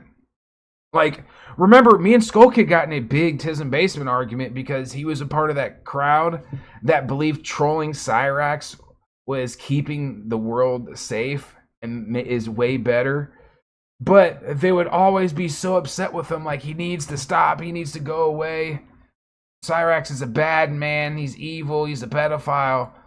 But it's like, yeah, us calling him a fag on streams and in comments is keeping him from messaging minors, and it's safe. It's like, no, if he's really that bad, we need to swat him. We need to find him in real life. Someone needs to do something, beat his ass. And he got his ass whipped. Like, I was right. The only thing that you could, like, if you really want to fucking change somebody, you whip their ass, you get violent, or you show them that violent can go there. You show them that they are touchable. Because a lot of these people don't believe they're touchable. Even if they're face-to-face yelling, they feel untouchable. And the second you reach out and touch somebody, you really change their life. You change everything. Even if they don't outwardly show it, they're going to start moving different. And Cyrax did. He started moving different. Like, that's like my biggest lolcow example. Like, you want one of these guys to change, whether it's, you know, you got to reach out and touch them. That's what happened in the streets. It's what you got to do even on the internet. You got to reach out and touch somebody. And if not, then you're just as bad as them crying on the internet. Unless you're really funny about it, then I guess it wouldn't be so much crying because you're creating content and entertainment. But you know what I mean? That doesn't really apply to those kinds of people. people keeping him busy 24. Yeah, it was giving him less time to fuck around with minors, but it takes actual drastic measures to fix the problem. Yeah, like, well, these people were all acting like that this was it was like the big fight, the big way to fight Cyrax. At least Marty was smart enough to know it's like, no, we got to go further for entertainment because they're in it for the funnies. They're not in it for the big, like I never liked the Cyrax people because they're all like acting like they're doing something big. You know, the big act of God. They're actually like freedom fighters. It's like, you guys are just A-logs. It's lolcow shit. It's not that serious. Even if pedophilia is serious, this whole situation's not that serious. The only people that, like, yes, Cyrax is trying to look for minors, but it seems like the only people that he can get to talk to him are actual adults. So, you know what I'm saying? Like, it's not really enhancing much because he's still messaging people. He's still going out there, even if you're keeping him busy. It never really kept him that busy. It was just a coat people told themselves to, you know, just so they can admit, hey, I'm a lolcow myself. But I'm doing good. I'm doing good. I'm fighting. I'm a freedom fighter. And I always hated that. That's why I hated talking about Cyrax, because all those people are fucking losers. Even Marty, even though he's like a fentanyl fiend, he was also a loser. I mean, he was funny, but he was still a lolcow. He was still a loser. And then now, Cyrax has got caught in a couple stings, but I feel like he's less of a threat than he has ever been. After getting his ass whipped, after being confronted in real life a whole bunch of times, after being like caught in a whole bunch of like gay ops with trolls and shit, and him running away to hide and resurfacing every 4 months, he has all this free time off of stream. Like, are these same people still thinking that they're fighting the good fight, keeping him busy? Because he changed up after a while. Because someone reached out and touched him. That really changed things for the better. Now it's just all pure lolcow entertainment. He's still a predator, but it's just pure lolcow shit. It's not even that big of a threat. You know what I'm saying? It's not like he actually, I mean, he raped Billy, but that was like way before the lolcow following. So, I mean, that's really not, you know, that's not really counted in we're doing good. I'm always kind of wanted to get him turned into a quadriplegic. I'm not taking the risk to do that shit. It's Akron, dude. You could get away with it. There's no... Okay, so when Cyrax gets beat or trolled, the police don't really gather all the cameras they could because it's the hood. It's Akron. Right now, Akron's working their way up to being in the top 40 murder rate. Ohio has 5 cities. Dayton, Columbus, Cincinnati, Toledo, and Cleveland in the top 40 for murders in 2025. Akron's going to be the 6th one. So, like, you can go there and beat the shit out of Cyrax, but he got beat up once, so he's not running outside to confront trolls like that anymore. He realized doing that got him in a lot worse situations because he's a retarded spaz. And that shit, yeah, that's how you really deal with them. You troll him a little bit, you engage him in real life, and like I said, he changed up for the better, for the safer, and now we have the kind of content we have now, which I find entertaining and more tolerable to watch. He's on TikTok doing game streams and still fighting against his trolls, so you know nothing's ever going to change, so it's like, what fight is there to fight anymore if you're a freedom fighter? Like, you're still going at it, thinking that you're a retard and should have your own following. That's what I'm saying. Now, for the people that are in it just to A-log them and laugh at it because it's funny and because it really affects, you know, him growing and not like preventing him from being a successful YouTuber, that is different. Understanding you're just trolling and having fun and it's funny, and you know that kind of fun is actually fucking with him and hindering him from growing and potentially abusing a younger audience. There you go. It's not freedom fighting shit. That's just trolling a retard and the retard being too much of a retard to get out of it, which is what a lolcow is. Marty knew how to be entertaining, though. Yeah. And he knew how to get retards under him so no one under him would really question his spurginess. But I immediately sniffed it out day one. Shit, me and Stretch was calling Marty out on Hejass. We doxed him. I shouldn't say we. Sorry. Stretch doxed him In fact, like, exposed Marty for being a Jew, having a big old fucking Jew tat, and then Marty himself ran down on another lolcow that was trolling Cyrax. He was like, "You need to leave Cyrax alone." Like, you really fucking you ran down on somebody in real life to tell him to stop trolling Cyrax? Like, that's fucking retarded faggy-spurg behavior. And no one called that out. No one was like, that's kind of weird.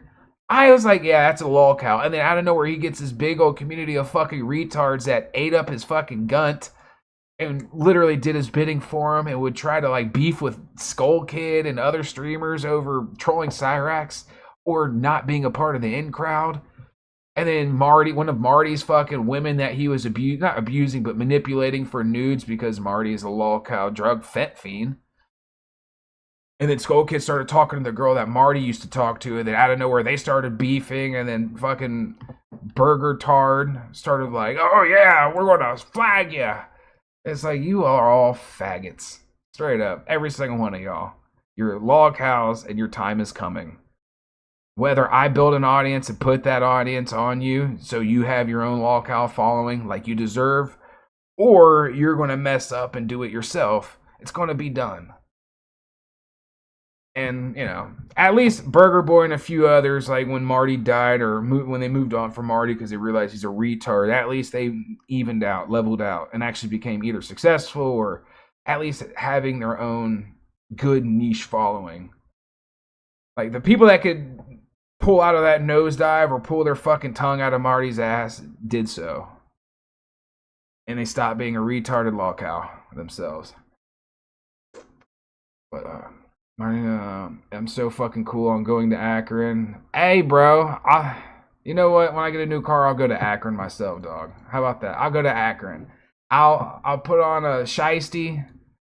I'll be a white dude in a shiesty with my Cuban link necklace, and then I'll go straight to Cyrax's street, and I'll just stream on TikTok or something like that, just walking up and down and cruising around Cyrax's neighborhood. I'm going to buy a gun. I'm going to bring a gun, though, because 9 out of 10 times, probably going to get robbed looking like I will. But I'll go to Akron. I'll do it. Shit, I'll bring pills up there to see if I can convince Cyrax to let me give him some perks. I swear, I'll give Cyrax perks. I will buy a bottle of 7-0 today, or MGM 15 before it's banned, hold it, and then when it's time to go to Akron, I'll take it up there and give it to Cyrax so we have a good opiate month. Like a good whole, like, I will give this retard drugs just so we have a good drug addiction era, an arc. I'll go to Akron. I'm not scared. But it's because the city I'm in's already in the top 40. So I'm used to that. Before I got sober and came to the internet, I'm used to this shit. But Akron ain't that bad. It's a college town. LeBron James, all that shit. It's not a college town anymore. It's a fucking gangbang town. And because Ohio's getting their own drill rap scene, the murders is only going to get worse. It's going to be televised. There are going to be more disses. It's going to become Chicago 2.0. Like Louisiana, Florida, Philly, New York, Canada. Like, all those places got big old drill rap scenes and became really harsh for murders. Ohio's next up. But I'll still go up there just for the shits and giggles. It's like 2K. Oh, okay, yeah, you're too far from that. I'm not traveling a couple thousand miles to go somewhere shittier. I go on vacation to go to nice and interesting places. I'll also say that if I were to take risks to stop pedos, I would take those risks to stop people who actually pose a threat. Yeah, agreed. Rax was never leaving his house. Yeah. Like, unless he can get some really stupid fucking retard kid to go to his house in Akron, and then somehow people like get pictures or find out, he's not a danger. And even then, his house is so fucking condemned. Any kid that walks up there is already a lost cause and will become a Cyrax in the future already. Because, like, nobody in any kind of sane mind, young or old, would, like, Cyrax's house is the exact definition of a pedo house. I'm not saying like his family are pedos, but it's just the unkempt. It's for some reason it's always really unkempt, dirty, and destroyed just through neglect.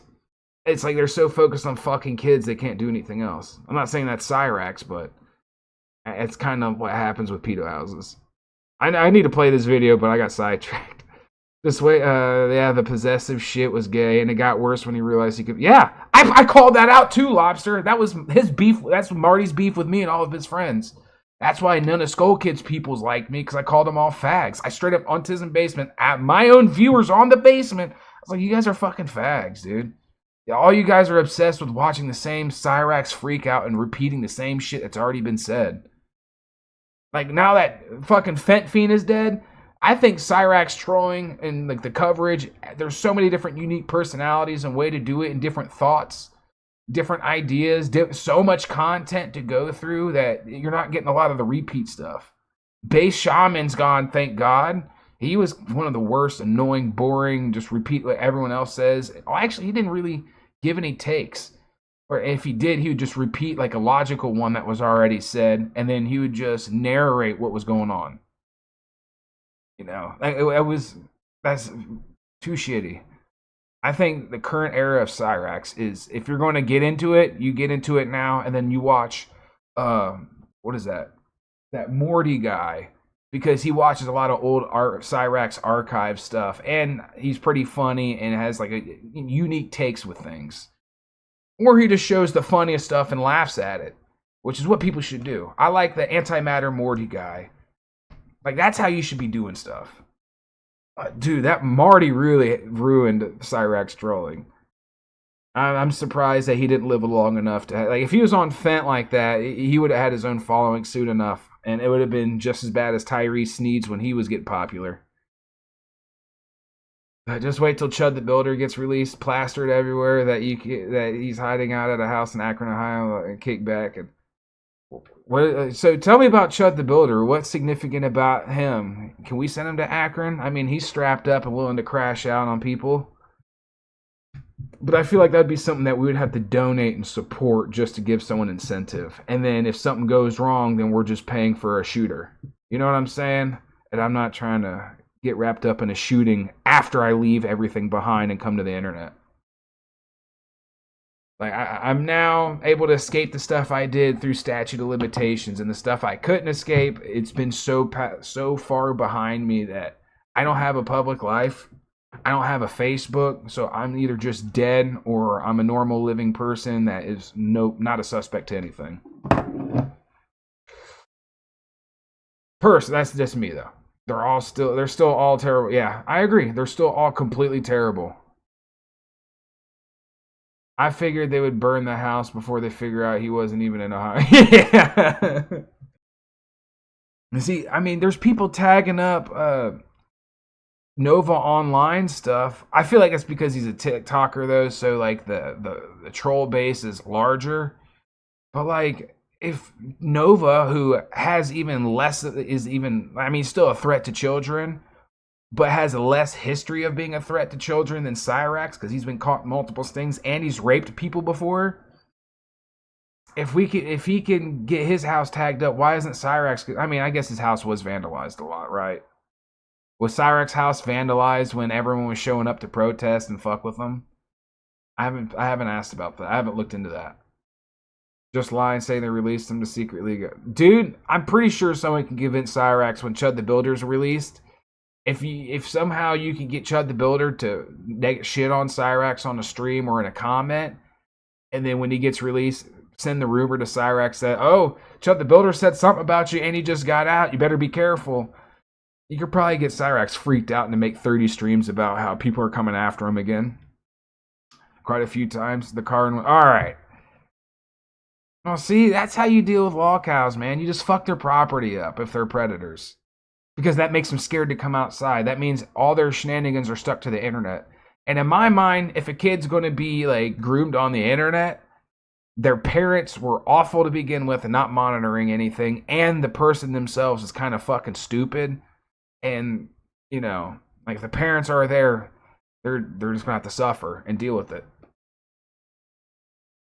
And then, you know, the consequences will come after that's, you know, after they decide to say something, after willingly putting themselves in a grooming situation. I mean, if anybody really wants to get rid of a pedophile on the internet, you just report their channel and get them gone. if you're really wanting to stop all that stuff instead of like ruin their life to fuck with them to prevent more future children to be fucked with, you just report the person when the first evidence comes out and get rid of their main channel. But I really think, like Lobster said earlier, just let them suffer on the internet being trolled and their reputation going on to grow for 10 years about the same instances. I think that's a worse hell than getting flagged off the internet for the first time you're caught. But either option is fine because it's punishment to the pedo that actually fucks with them and hurts them and harms them. But that's just me. Super Saiyan Jim dropped paint jar bombs with different colored paints on the house, and the lids had a whole thing about Chance Wilkins. Yes! See, I like that shit. Fuck his house up. Stole his internet box off the house, cut it right off. Like, yeah, okay, that's... I mean, you guys are supporting a pedo. You know he's a pedo. You defend him on his pedophilia-ness. But you encourage the behavior, the attitude, and the life. You just got to suffer the consequences with him. You give him a couple perks, let him calm down. Then you can beat the shit out of him or just suffer and deal with it. Suck it up. It's not like you're cleaning your house anyways. Alright, let's finish this video. There's a whole tangent about retards. We are all spirit. I happen to be a female, a feminine spirit. Like the back of the milk containers back in the day. Somehow with Cyrax picture in a pedo bio. That could happen. Got trapped in a male body. In a male. Is this Tommy Tudor?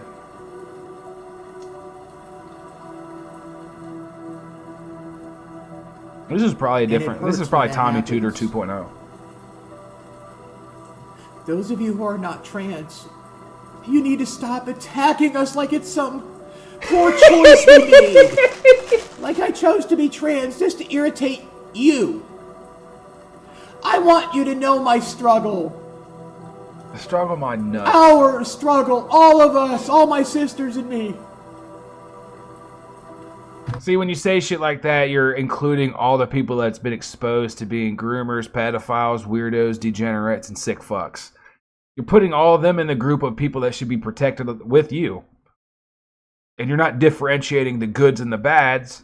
And when people do, like when people don't differentiate the good ones and the bad ones, the people that are clearly guilty of something, that's when you deserve the hate. Because you're like, no, we stand together as one. It's like, all right, well, you're standing with the pedophile, so stay away from kids, you fucking pedophile train. You know what I mean? Like, you got to keep that in mind. Optics do matter too.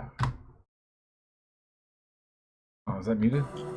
When you pick on somebody for something that they can't control or help or choose, it doesn't make you look good. You kind of choose to get on the meds and surgeries. The bullies who are attacking me nonstop. There's so many of you.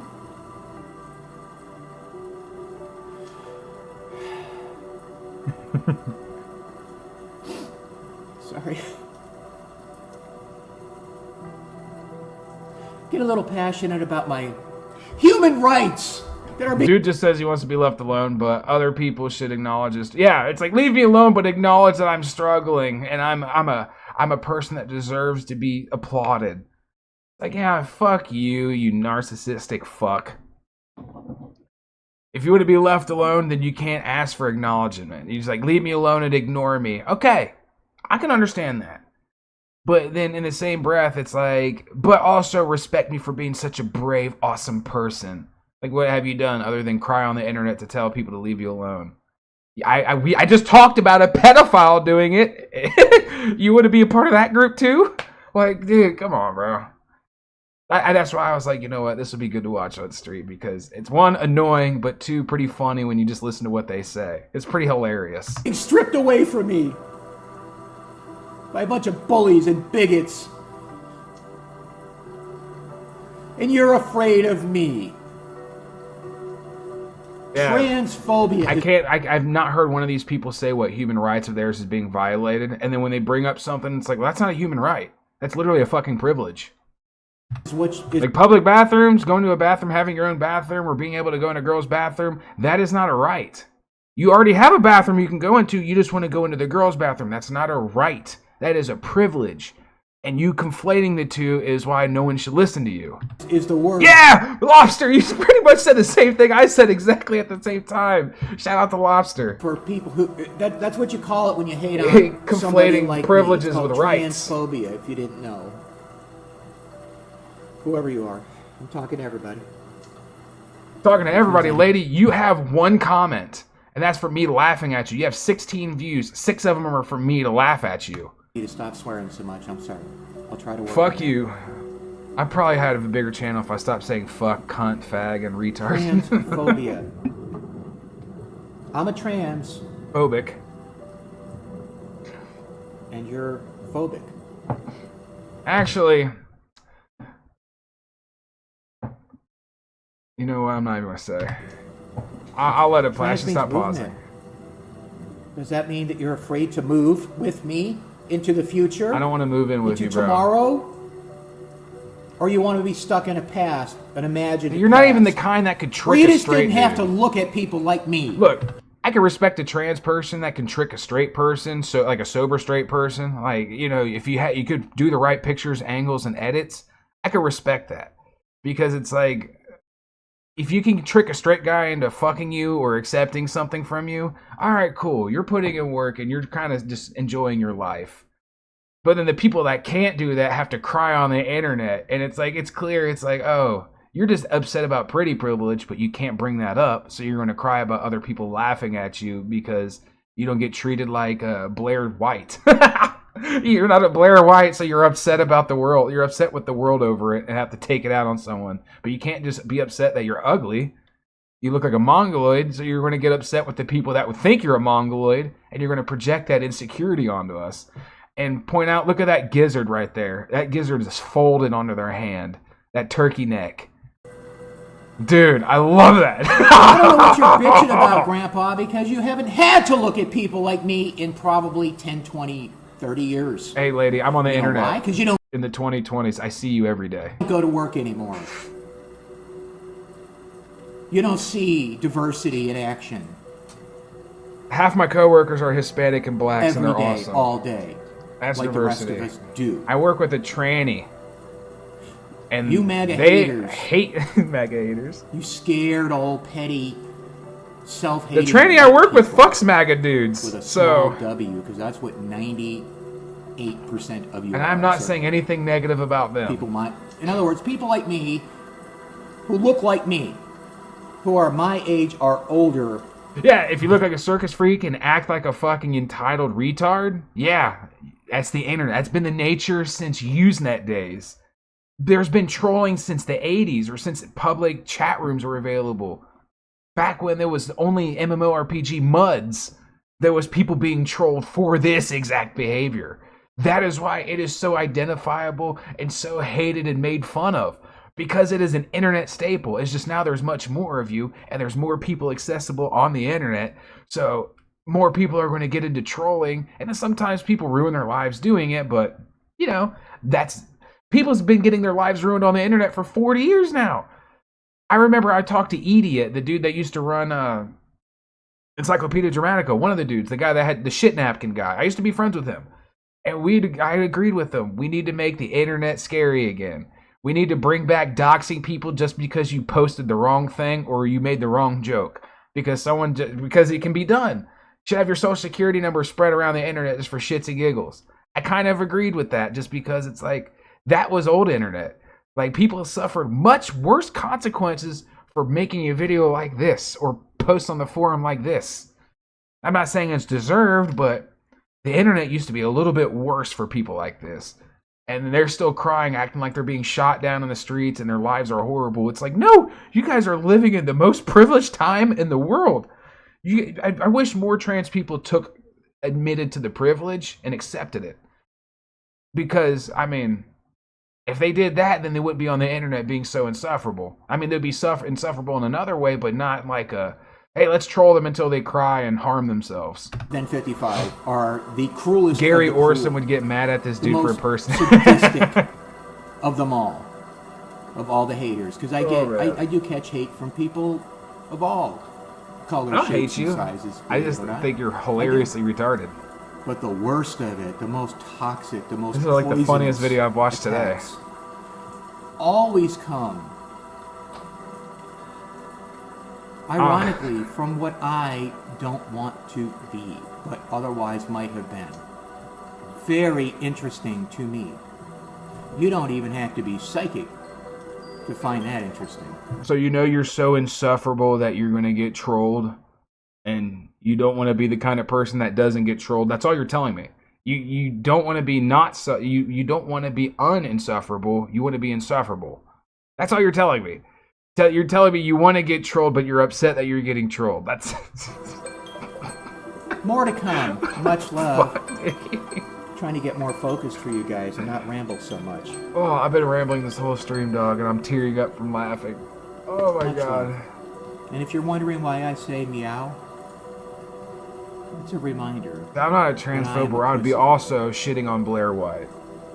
I am a soft, weak. I mean, they're insufferable in their own way, but not in a lolcow way. 5'8". The people that want to fuck Blair White are lolcows, but she's not a lolcow herself. For 4 years. And she's more normal than a majority of these content creators that claim they're trans. Not a man in a dress anymore. Okay? Alright, so I thought trans women were women, but you just admitted to used to being a man in a dress. So you're not even a part of the crowd that is on the right side of like the or on the same side of the tranny argument. You're literally just making yourself an individual and being upset by it. You need to treat all of us, but also I'm not a part of us.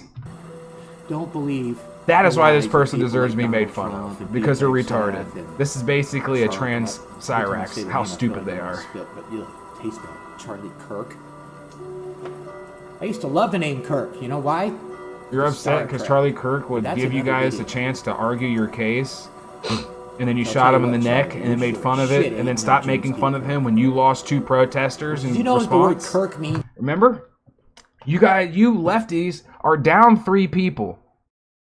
You got Kirk, and then your assassin the assassin on Trump got nailed in the fucking face, got his forehead scooped off his head. And then 2 of your fucking fellow protesters got fucking mag dumped for being insufferable and trying to start shit because they have no idea why they're mad, but they knew they had to do something. Where's all that? You know what I'm saying?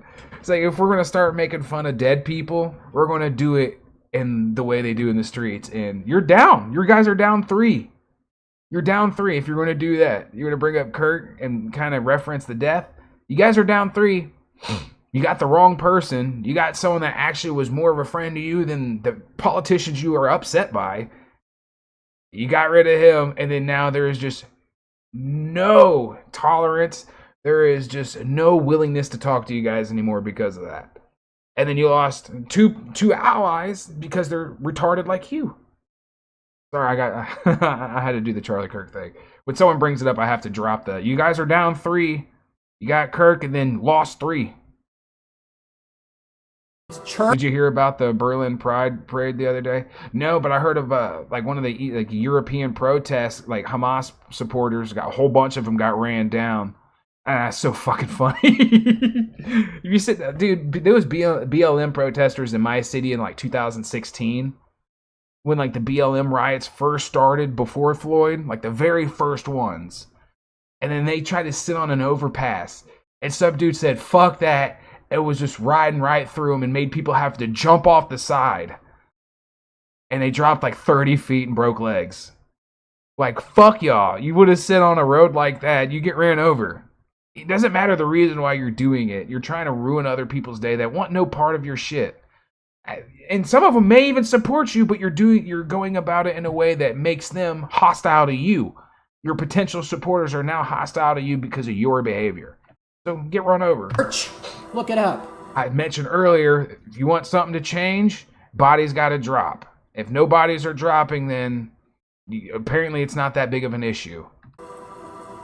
God, Muslim dude drives into the crowd, kills one, injures multiple others, all gay. Then he jumped out and stepped. All right, I didn't hear about that one. That's kind of fucked up. I mean, Oh, it's Berlin Pride. All right, come on, bro. Berlin's a gay city. And of course, it's a Muslim dude. I bet you a lot of people are like, why couldn't it be a white guy that did this? Why did it have to be a Muslim? They already have it tough and have a bad reputation. I bet you a couple people said that shit. Because Europe and UK are just known for, why couldn't it have been a white person that did this? Why did it have to be a stereotype? That's wrong. They have it rough because they're a stereotype. They're too stupid to actually be an individual. They have to be a negative stereotype. But why does it have to be this? Why does people have to be right about them? That's crazy. But he drives into a crowd, kills one, injures multiple others, all gay, then jumps out and stabs a bunch of gays. Then the gay people gave a big speech blame. I knew it! They're going to blame a white dude or upset that a white dude didn't do it. Dude, I fucking love you. I love Europe, dude. I'm tearing up. That's so funny. I love Europe, dude. Ugh, I don't feel bad for the thousands of people that end up getting stabbed just being in proximity to the violence. Fuck y'all, dude. Fuck the UK, nuke Europe, nuke UK, fuck the royal family, fuck Berlin, fuck Germany, fuck Switzerland, fuck all those places, fuck everybody in there. Some of the people are cool, but majority, go fuck yourselves. I mean, I say fuck America too because a lot of cities are just turning into the UK and Europe and just sitting back and, well, we need to support these people even though this dude raped 13 people and he's an illegal immigrant. All of them are white girls. We need to protect him because he's a victim to racism. It's like, no, we should just wipe your city out. And all of my allies and people that think like me, if you're still in the city, I mean, you get swept up in it, but you probably understand why it needs to be done. Only thing that's going to change is through violence. I need to stop saying that. I mentioned earlier I need to stop saying that. See, god damn it. You're such hypocrites. I need to stop saying shit. I'm going to have to most of all this these video. old men that hate on me, they're good Christians, or think they are. This is going to be the podcast that gets the channel removed. They really hate me. That is exactly what they're saying, dude. That's so crazy. You know, I'm done with this lady. I already went through all the points. But that's crazy, bro. Oh, fuck, dude. The world is fucking hilarious, man. It is so funny. I mean, it has to be funny, because if it's not funny, then it's actually upsetting. And I don't want it to be that, so it's just funny. You know what I'm saying? I was laughing, so...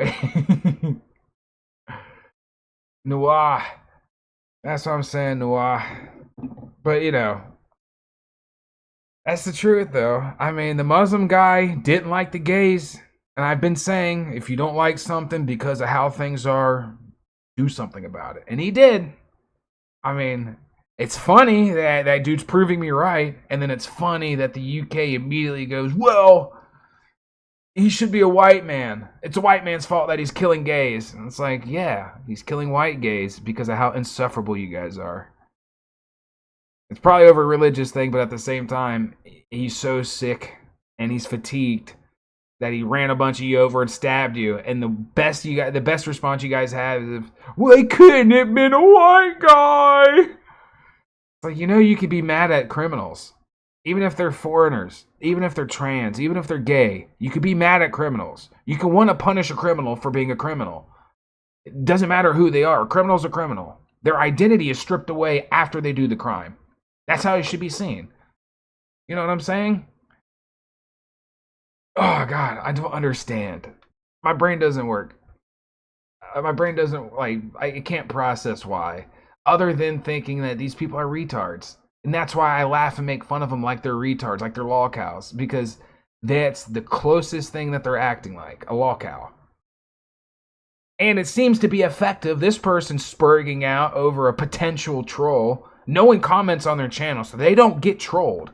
And if they do get trolled, it's on social media, not YouTube. You know what I'm saying? And they're a 50-year-old trans woman crying on the internet. Like, you're a literal elderly person upset that a one person trolled you. Like, or someone trolled another trans person, but since you want to put yourself all in one group, you know, it's like... You just want attention. You want attention and a pat on the back. You want attention and sympathy because you've never got attention and no one ever gave a fuck enough about you in the past. So now you're begging for sympathy now. That's all that is. Like, if you didn't matter before, you don't matter now. And you're doing nothing to make yourself matter, so you shouldn't matter. I don't matter. I die tomorrow. It doesn't matter. You know what I'm saying? Like, I accept that. I accept who I am. I'm just a dude that likes to stream. I'm just, you know, it's my hobby. But I don't matter. If I mattered, my Gamergate shit would have been listened to before all the stuff I was worried about happened. But, you know, it is what it is. I put it out there because I want to talk about it. And, you know, maybe to someone I matter, but in the overall scheme of things, I don't really matter. And I accept that. Like, that's what they teach you when you work in food service or minimum wage, hourly wage. You don't matter. You're replaceable, and that's true. You will be replaced. Now, if you want the little time you have to matter, then you make it matter. But you don't matter as a person. The celebrity shouldn't matter as a person. You know what I'm saying? Like, what they do should matter, but not the person themselves. That's how I see it. But I'm also not a famous person, so that's where my mind is as a non-famous person. I want to get famous. Actually, I want a big audience so I can just change and be the person I'm making fun of. I would actually find that funny if I start acting like the person I'm like talking shit about. Like, I just become a super trans sympathizer, start dating trannies and supporting gays. Oh god, that'd be so fucking funny. I don't think that's why. I think that's why I can't be trolled. I think that's why Sandwich couldn't get to me and always got mad at me because I would just laugh when he'd get pissed off at me because it's like, dude, you're just seeding to seed. You're upset on the internet, dude. Like, that's how I see it. Like, you're mad at me for making a joke. That's so fucking funny. Because that's what I'm going for. I'm not trying to make someone mad, but I know what I say will make someone mad. I do everything with intention. And if it doesn't work, it don't work. But, you know, I'm having fun doing it. Oh, man. This is probably the one stream that's going to get any new viewer like, oh, yeah, this guy's a fucking retard. Hey, that's how I feel, and I'm open about how I feel. And I think I'm spot on with a lot of what I say. Even if I go about saying it the wrong way, I think I'm pretty spot on. And this is not like milquetoast, middle of the road takes. I'm taking hard stances here. I'm not Charlie Penguin Zero, that fucking pussy that tried to call Sneeko a pedophile for saying, like, you know, the Muslim thing, like, oh, an 11-year-old can get married if the parents are cool with it. And can marry an adult. Yeah, that is weird, but that doesn't make him a pedophile because he's not marrying them. He's just saying, you know, it's the same sentiment as a 12-year-old should be able to transition if they want to. They should be able to get involved in a polycule and learn about what getting fisted is or what being a sissy is or what the BNWO is. Like, if you think that's okay, then them marrying as a kid is okay. And then Charlie was like, oh, wait, no. You can't marry, a young person can't marry an adult or marry at all until they're 18. But they can transition if they want to and make irreparable decisions on their body that they can never come back from. It's like, dude. And then when people are like, L-take, that's wrong. You should leave the kids alone. This whole argument should be, both arguments are wrong. Kids should just be left alone and let them grow up. Oh, I don't understand. Oh, everyone's being mean. I gotta run away from the internet and hide and cry. Gotta see to be upset that I'm wrong in an argument and that people aren't agreeing with me. And then completely change your take, stance, and then lie about what you say when originally you said, yeah, 12-year-olds should transition. Like, dude, what am I rambling about? I'm talking shit about people. That's why Johnny Tilvani says no all the time. But man, fuck Penguin Zero. Fuck all these people. These milquetoast, middle-of-the-road retards. I like someone that could take a stance and stands by it, even if I disagree. But this trans woman isn't taking a stance and isn't standing hard on it because it's like leave me alone, but appreciate me for being a woman, a trans woman who used to be a man in a dress. Like, you said that. Like, you completely ruined the whole identity thing. Like, they're not women if they were formerly men in dresses. Like, isn't that the whole argument, that they were always women and they're changing their bodies to become that? They weren't men. They were just women with wrong body part. Like, you know, it's...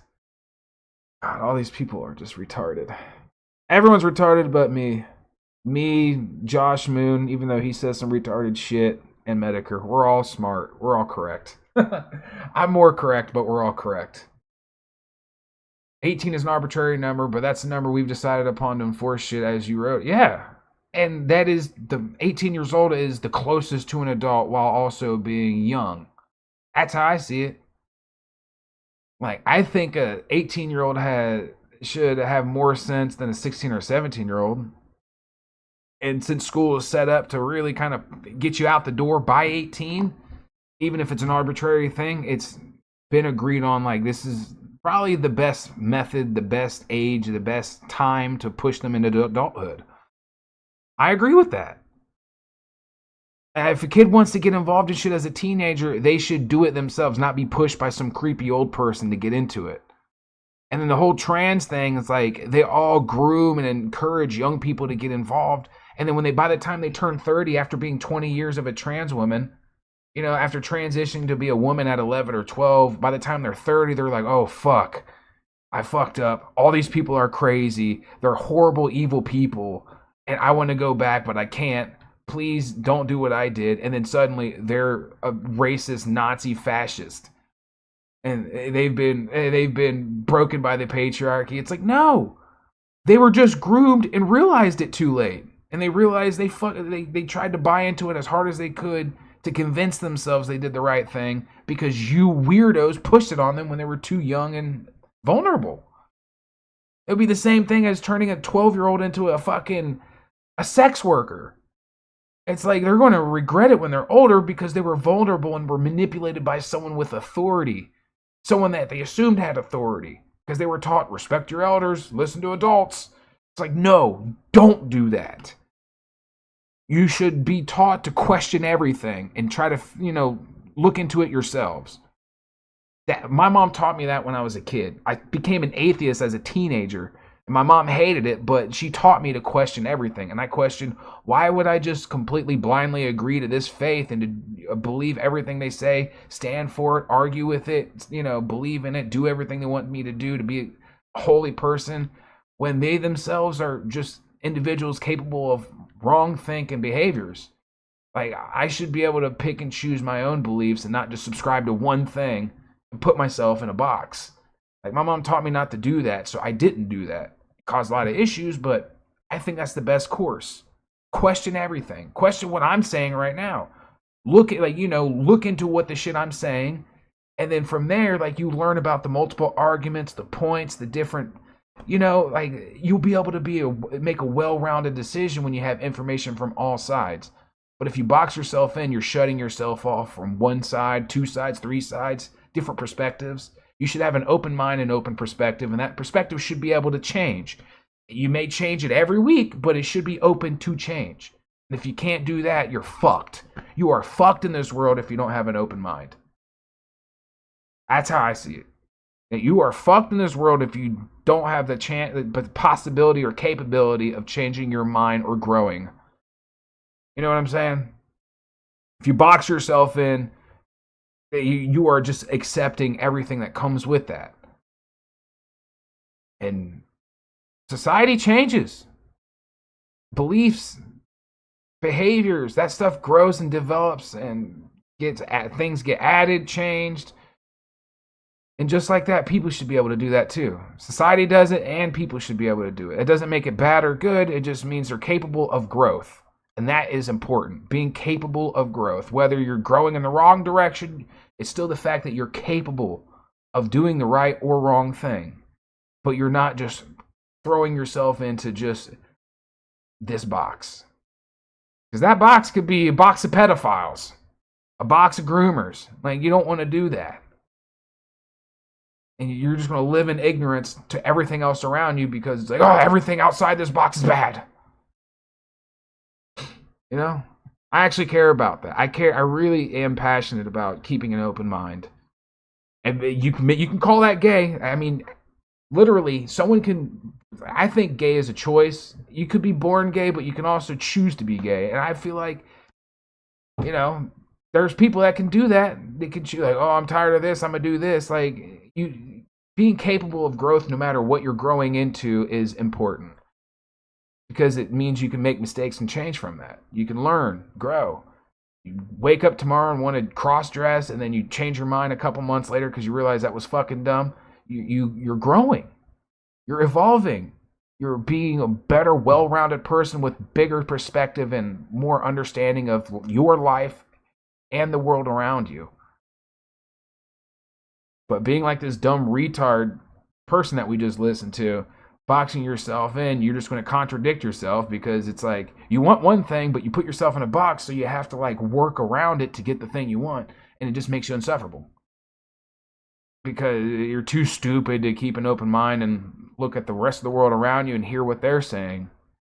If I'm completely wrong about anything, I'm open to listen to a trans person's perspective on everything I said. I'm open to hearing it. It may change my mind. It may help me grow. I may change perspective. I don't think it will, but I'm open to it. Even if I laugh at it and make fun of it, it's still like I'm still listening to what you're saying because you're giving me the chance to speak my mind, and I'm giving you the chance to speak yours. And that is when society will grow. When you give other people a chance to talk and you hear them out. Charlie Kirk tried to do that, and he got shot in the neck and made fun of on Discord. And then the left lost 3 people. I mean, the Trump shooter was first, but, you know, it's still tallied. It's still a tally because he made fun of his death. Well, we're going to make fun of the 2 dropped protesters that literally caused their own death because you're stupid. Because you boxed yourself in and won't hear any other perspective, so everything is bad no matter how illogical your reasoning for, oh, this person bad.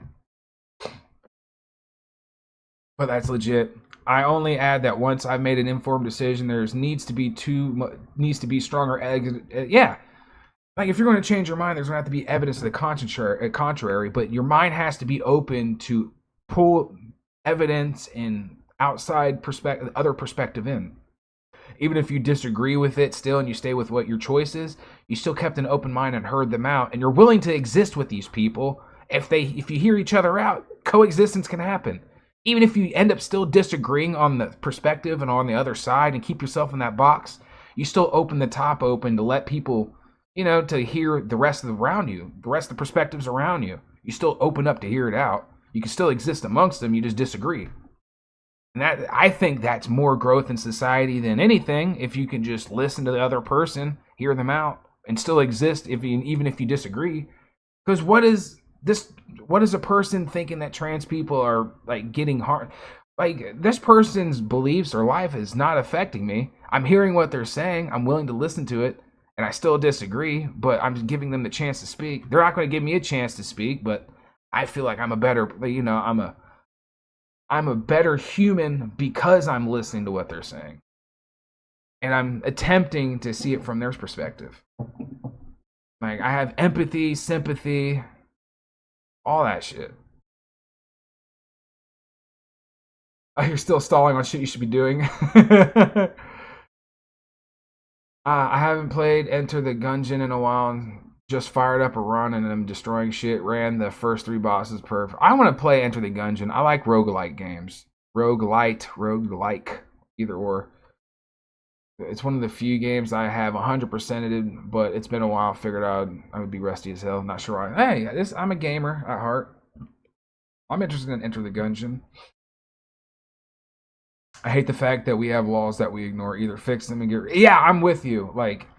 And that goes back into, like, well, you weren't here about all the red tape I said, but that's a completely different topic. But yeah, there's still laws that need to be changed. The whole trans rights are being stomped on. I don't believe, but I do believe, like, things could be, you know, better for them, but it's not rights, it's privileges. And conflating the two is wrong, and that's when you cause issues, and that's when no one should hear you out, when you're not being honest and open about the situation. You have to go to the super extreme and the dramatic and then lie about things to get your way. And that's when it's like, well, then why would anybody want to hear you out when you're just a liar? Because you're not being honest and open about things. You're being very closed and aggressive about it. And why would anybody want to hear what a closed-minded person have to say? Because it's like, I'm not going to open my box to you if you're not going to open your box to me, because then there's nothing going to be shared there. It's a good roguelike bullet hell type guy, yeah. But I think I don't know where to go from here. I think I said a lot of good things, and we talked about a lot of good stuff. I think this is the actual perfect podcast, because this is like me as a person and what I believe in. I say some pretty fucked up shit, but I'm not like anti-trans. I'm not anti-gay. Like, I used to game with a trans person on Counter-Strike. Like, last year, we were really close.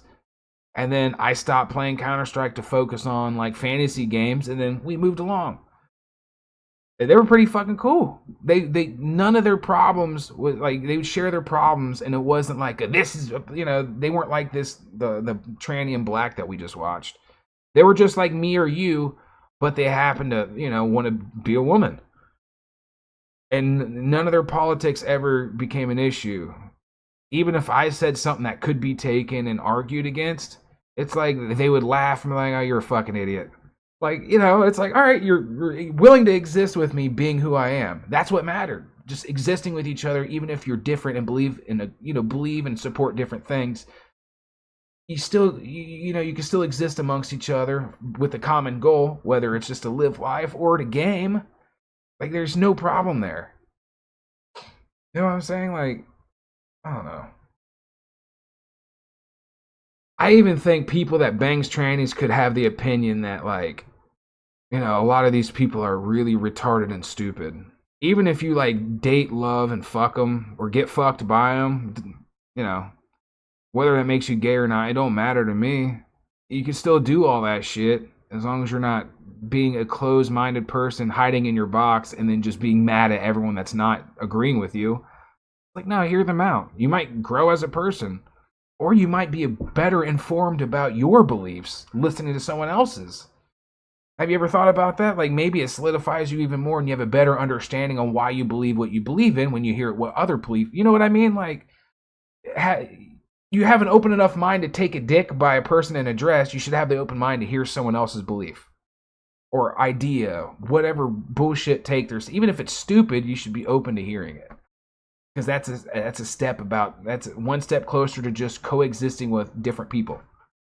I actually care about that, so I stuck on the subject for a while. Just look, we already watched that.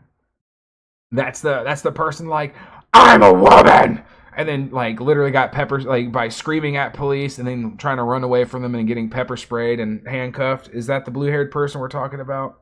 Because we watched that video and I laughed so hard. It's like people like that is why people are just outright against the whole thing. And I'm not saying it's right to be outright completely against trans women, but you got to see, like, or transitioning as a whole, you got to see like the most vocal crazy people, the most not repressed, the boxed in closed-minded folks have the biggest voices and are saying the most insane horrible shit and then making all you guys look bad. And since you all want to stand together and support each other, it's like, no, you should call out people that are on, you should.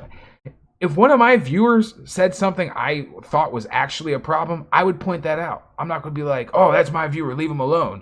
It's like, nah, if I see a problem with something someone says, I'm going to point it out. Because that means like we're addressing an issue. And if we can address an issue, because I'm open-minded, I'm open to other perspectives, maybe it won't be an issue if I understand. Or maybe if they understand why I think it's an issue, they actually might find it. You know what I mean? Like, you gotta just keep an open mind and point bad things out and be willing to hear other people's thoughts, opinions, and ideas.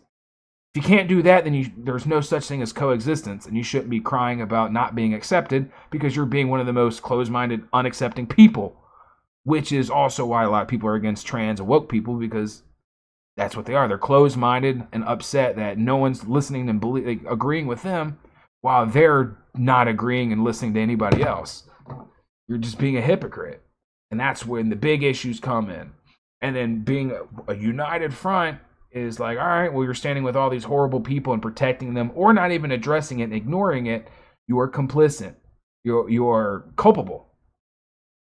if you're going to do the same thing to the left or to the right, conservatives, Republicans, the Epstein files, like if you're going to do that and lump everyone together that's around a person that's wrong, you should be able to point out the same people in your community. So you're not just like, oh, these guys are bad for being pedophiles, but my pedophiles are good because they're trans. It's like, dude, come on, bro. People just need to be more open. Like, as gay as that sounds, you got to open your mind and your ass. Just kidding. Don't open your ass, but open your mind, man. Not you viewers. You guys, Lobster, Metal Skull, you understand what I'm saying. Even if you don't agree, you guys kind of also, you know what I mean? Like, you guys are on a similar track, it seems like. But even if you didn't agree, you're still hearing me out and just would give your take on what I said. And then we move on from there. You're still in the chat, you know what I mean? Like, there was some crazy racists that used to be in chat that would also, you know, hear out differing opinions and still exist amongst people that completely are against what they are. I mean, not anymore, but, you know, you just gotta keep an open mind. You're a better person if you have an open mind. I have nothing against it. If the person wants to be what they are, to say, just be a genuine person. Yeah, be a genuine person. Being closed-minded is not being genuine. I met a few people like that. It's honestly an attention grab for me. Yeah, I agree. They've never gotten attention before, or the attention they wanted, and then they want people to like baby them because they're mentally ill because they never got the attention and love that they wanted. So they found this as a method to get what they want, and then they hide behind like the problems and the politics for their favor, and then that's when things get muddy. Because it's like, well, all your other trans people got to support you because it's a united front. Even if you're completely wrong about going about things completely wrong, then, you know, you guys put yourself in a box. If your box has a lot of pedophiles in it and you're not opening your box up to, you know, criticism or outside perspective, you're just a box of pedophiles. And I don't like doing the tribalism, but it's like you're doing it to yourself. I'm not going to say this about conservatives or anybody else. I mean, even though a lot of those people put themselves in box, the whole of conservatism, Republicans, or the right is not boxed each other in. It's so divided because everyone has their own different nuances and opinions and ideas, but they also kind of agree on a lot of the same stuff on the same side of the spectrum. But it's not a completely closed off united front.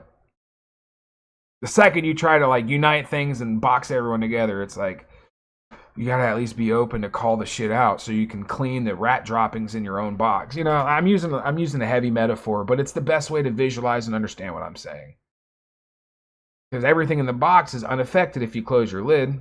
There's shit in the box. The shit's gonna fester and get in everything if you don't clean it out. And to clean it out, you gotta open the box. And to open the box leaves yourself open to the outside world. You know, I think I actually explained that pretty beautifully. I don't like to toot my own horn, but I think I actually really nailed everything. But pretty much the same shit as I said before. Similar to what you've said, yeah. I also have no problem hearing anyone out if they can actually articulate their point. I shut people out when they don't understand their own opinion. Yeah. Because it just becomes a headache. It's like, well, if you're not going to hear any other people's opinion, why should anybody hear your opinion? Like, we already know what you're about. You know what I'm about. There's no point of even communicating or being vocal about it. Just live in your own little worlds, your own segregated communities. But to be on the internet and sit there, bang the drum, cry, and be upset, it's like, all right, so now you're trying to make your presence amongst everyone else while being super closed off and angry. All right, I need to stop. But I don't really got any much else to say. I think we covered a lot. I'm not trying to make this a super long podcast. I'm trying to make this watchable. Damn, it's 2 hours. Well, I think I'm going to end it here. I think my Magicasts are going to be 2 hours tops. I'm going to try to drop it down to a little bit less, but, you know, I actually care about this topic. If more people were open-minded, I'd be more happy. I would be less critical. And this is the first time I'm really getting real about my thoughts on a lot of culture war and societal stuff. I usually make fun of it or I'll make jokes, but if you hear what I gotta say, I'm willing to hear what you gotta say. If you actually want to address everything or anything I said on this stream, you, like anybody on the outside, I got my Discord server in the description. My Twitter is _sorcerer, capital Y, capital T. Reach out to me and we'll talk.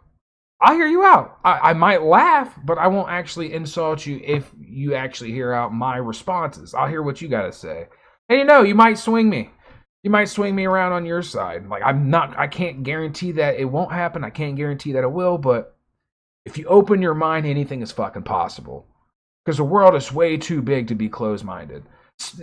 Space isn't even a closed-in area. It's way too open. So, like, why are you going to box yourself into some small area, some very shitty, I'm still stuck on that metaphor, but it's, like I said, the best way to describe what I'm saying. If space isn't a closed-in system, and it's just wide open, a vast, empty thing, if that's the case, your mind should be as open as space is. I really like space, though. But I also have no... All right, so I think I'm going to end it here. Here, watch this one. All right, I'll watch this video real quick. Oh, I like this. All right. Let me pull it up on stream.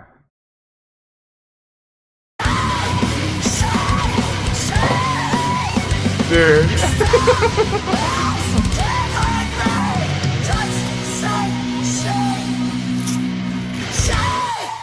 But see, the problem is you look like a dude with blue hair. Like you're dressed as like just a nerdy Star Wars fan with blue hair.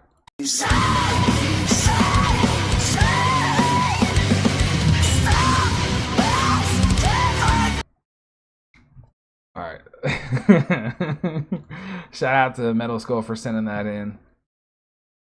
All right, so I'm gonna play some music to outro this, but that's the end of the Magicast, the whole chunk of it. Thanks for hearing me out, and I already said what I said. If you want to give your ideas or make your opinions known, you got access to me. I'm not closed off. I'm very easy to get a hold of. All right, let's wrap it up here, dude. Shout out to you, Metal Skull. Hey, shout out to you, Lobster. Oh fuck, man. All right. I don't know what I'm going to play on the outro. I kind of want to play Hex Knife, but that's also mainly the intro. I'll do the chill song. Wait, no, I got a funny one. How about Piss in the Box, if I can find it? Yeah, I mean, that person's freak out did get used for the, for entertainment purposes. I mean, if you, going back to what I say, if you're going to stay closed-minded, but exist amongst people, at least be, enjoy all humor. Be open-minded to humor, at least. If you don't want to open up to politics or, like culture war shit, just at least be open to humor. That's how everyone can get along. Either you open your mind and just potentially, have your mind open for growth or change. Either have that or just be open to all kinds of humor.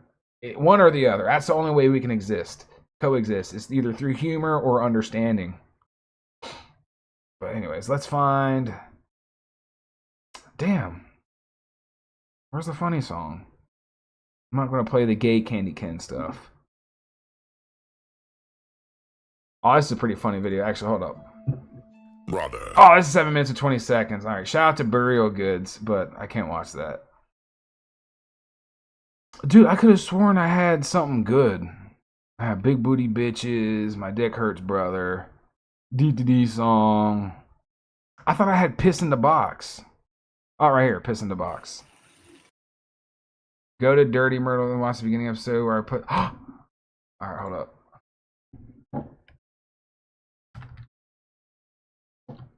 I look you up. And watch the beginning of the episode where... Watch the beginning of the episode where... What episode?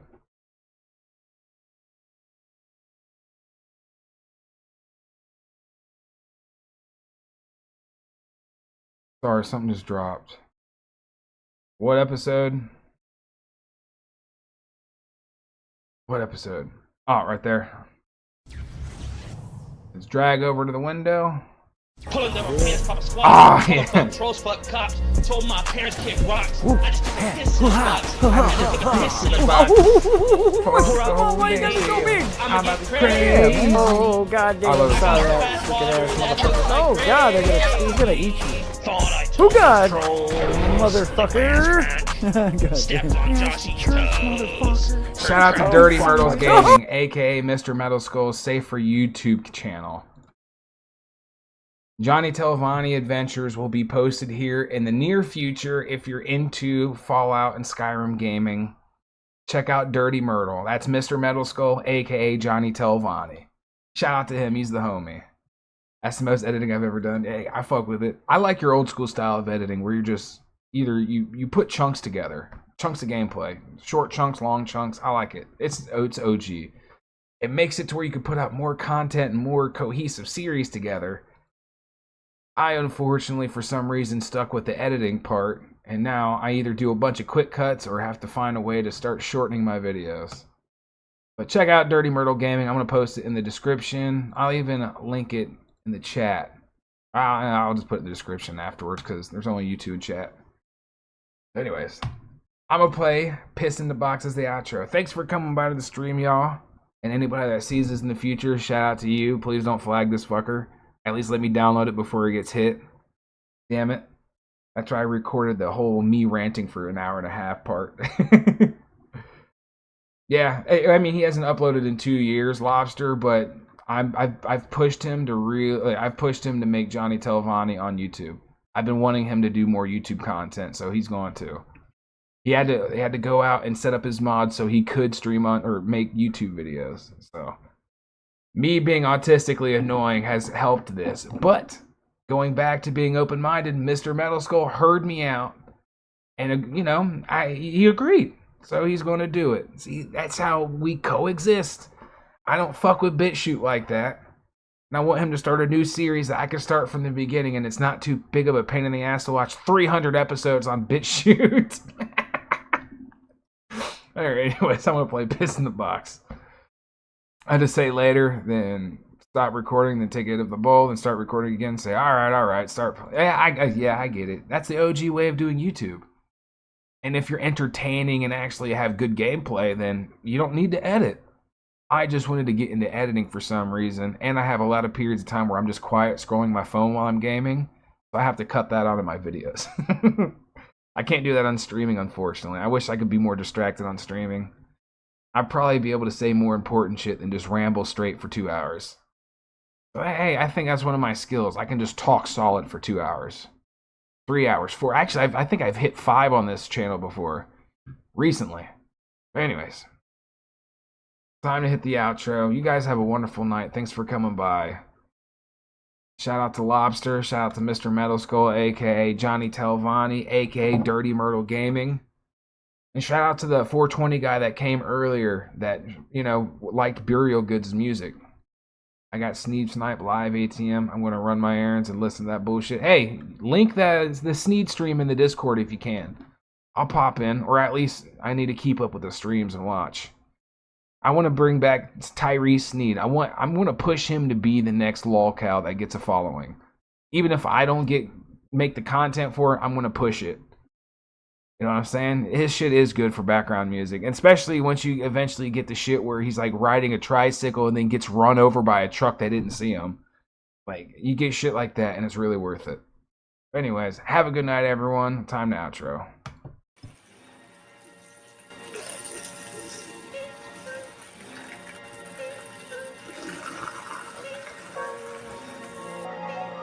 Also, I just want to say that was an insanely heavy piss. Hold on, I gotta re-listen to this. I was gonna do New Vegas playthrough there, but the mod setup I used made it difficult to record, and then I had to sync the video in my mic. Oh, that's gay, yeah. Well, hopefully you get it good this time and can just fire it up and call it a day. But anyways, this is Piss in the Box, where we hear real Piss in the Box audio from Queen Cobra.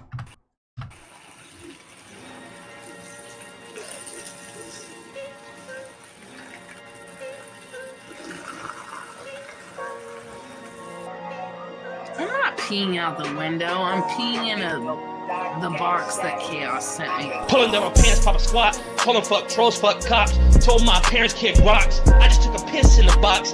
Had to take a piss in the box. Pour out the prenatals. I'ma get crazy. I got the bathwater that looks like gravy. Thought I told these trolls. Lick my ass crack. Stepped on Joshy's toes. Heard crack. Oh, crack. fuck my toes. I smell like Wendy's, yo. Josh, get back that. Your pussy smells like Wendy's. What? I can smell the sweat coming off of you and it smells like Wendy's. And I thought I told these trolls. Suck my ass crack. Suck my ass crack. Where the brats at? Cruise the aisles in a shopping cart Cadillac. Cause I know these trolls after where the attic at. Gotta move smarter, gotta grip harder. Gotta shed a couple gallon bath water to support my son Jason Saunders. I brought the beat, Wendy's not a sponsor. So much Pete, my ceiling falls. Josh done put his whole Maria on my swamp. And I know he gonna have herpes tomorrow. Joshy got fish and cheese in the mouth. And I know that CEO bought. Joshy couldn't finish, so bit got deleted.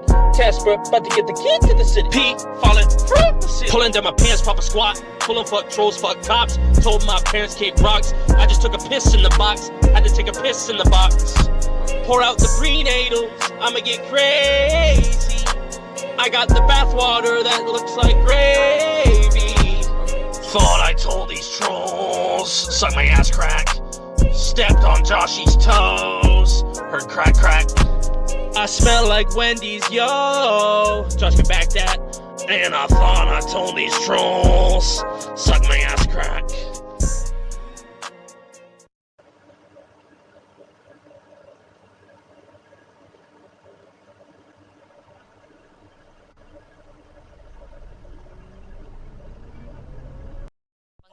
Upper districts, where nightly attacks have the nobility worried. With reports describing stabbing murders leaving no blood on the scene. That some kind of cursed artifact, or possibly multiple. City officials say wizard crime is again suspected, as calls for a curfew. The wizard menace needs to be contained. The killer or killers remain unidentified. The panic is unwarranted, and the situation remains under control. Got a dagger in my bones and a minion on my right. I'm looking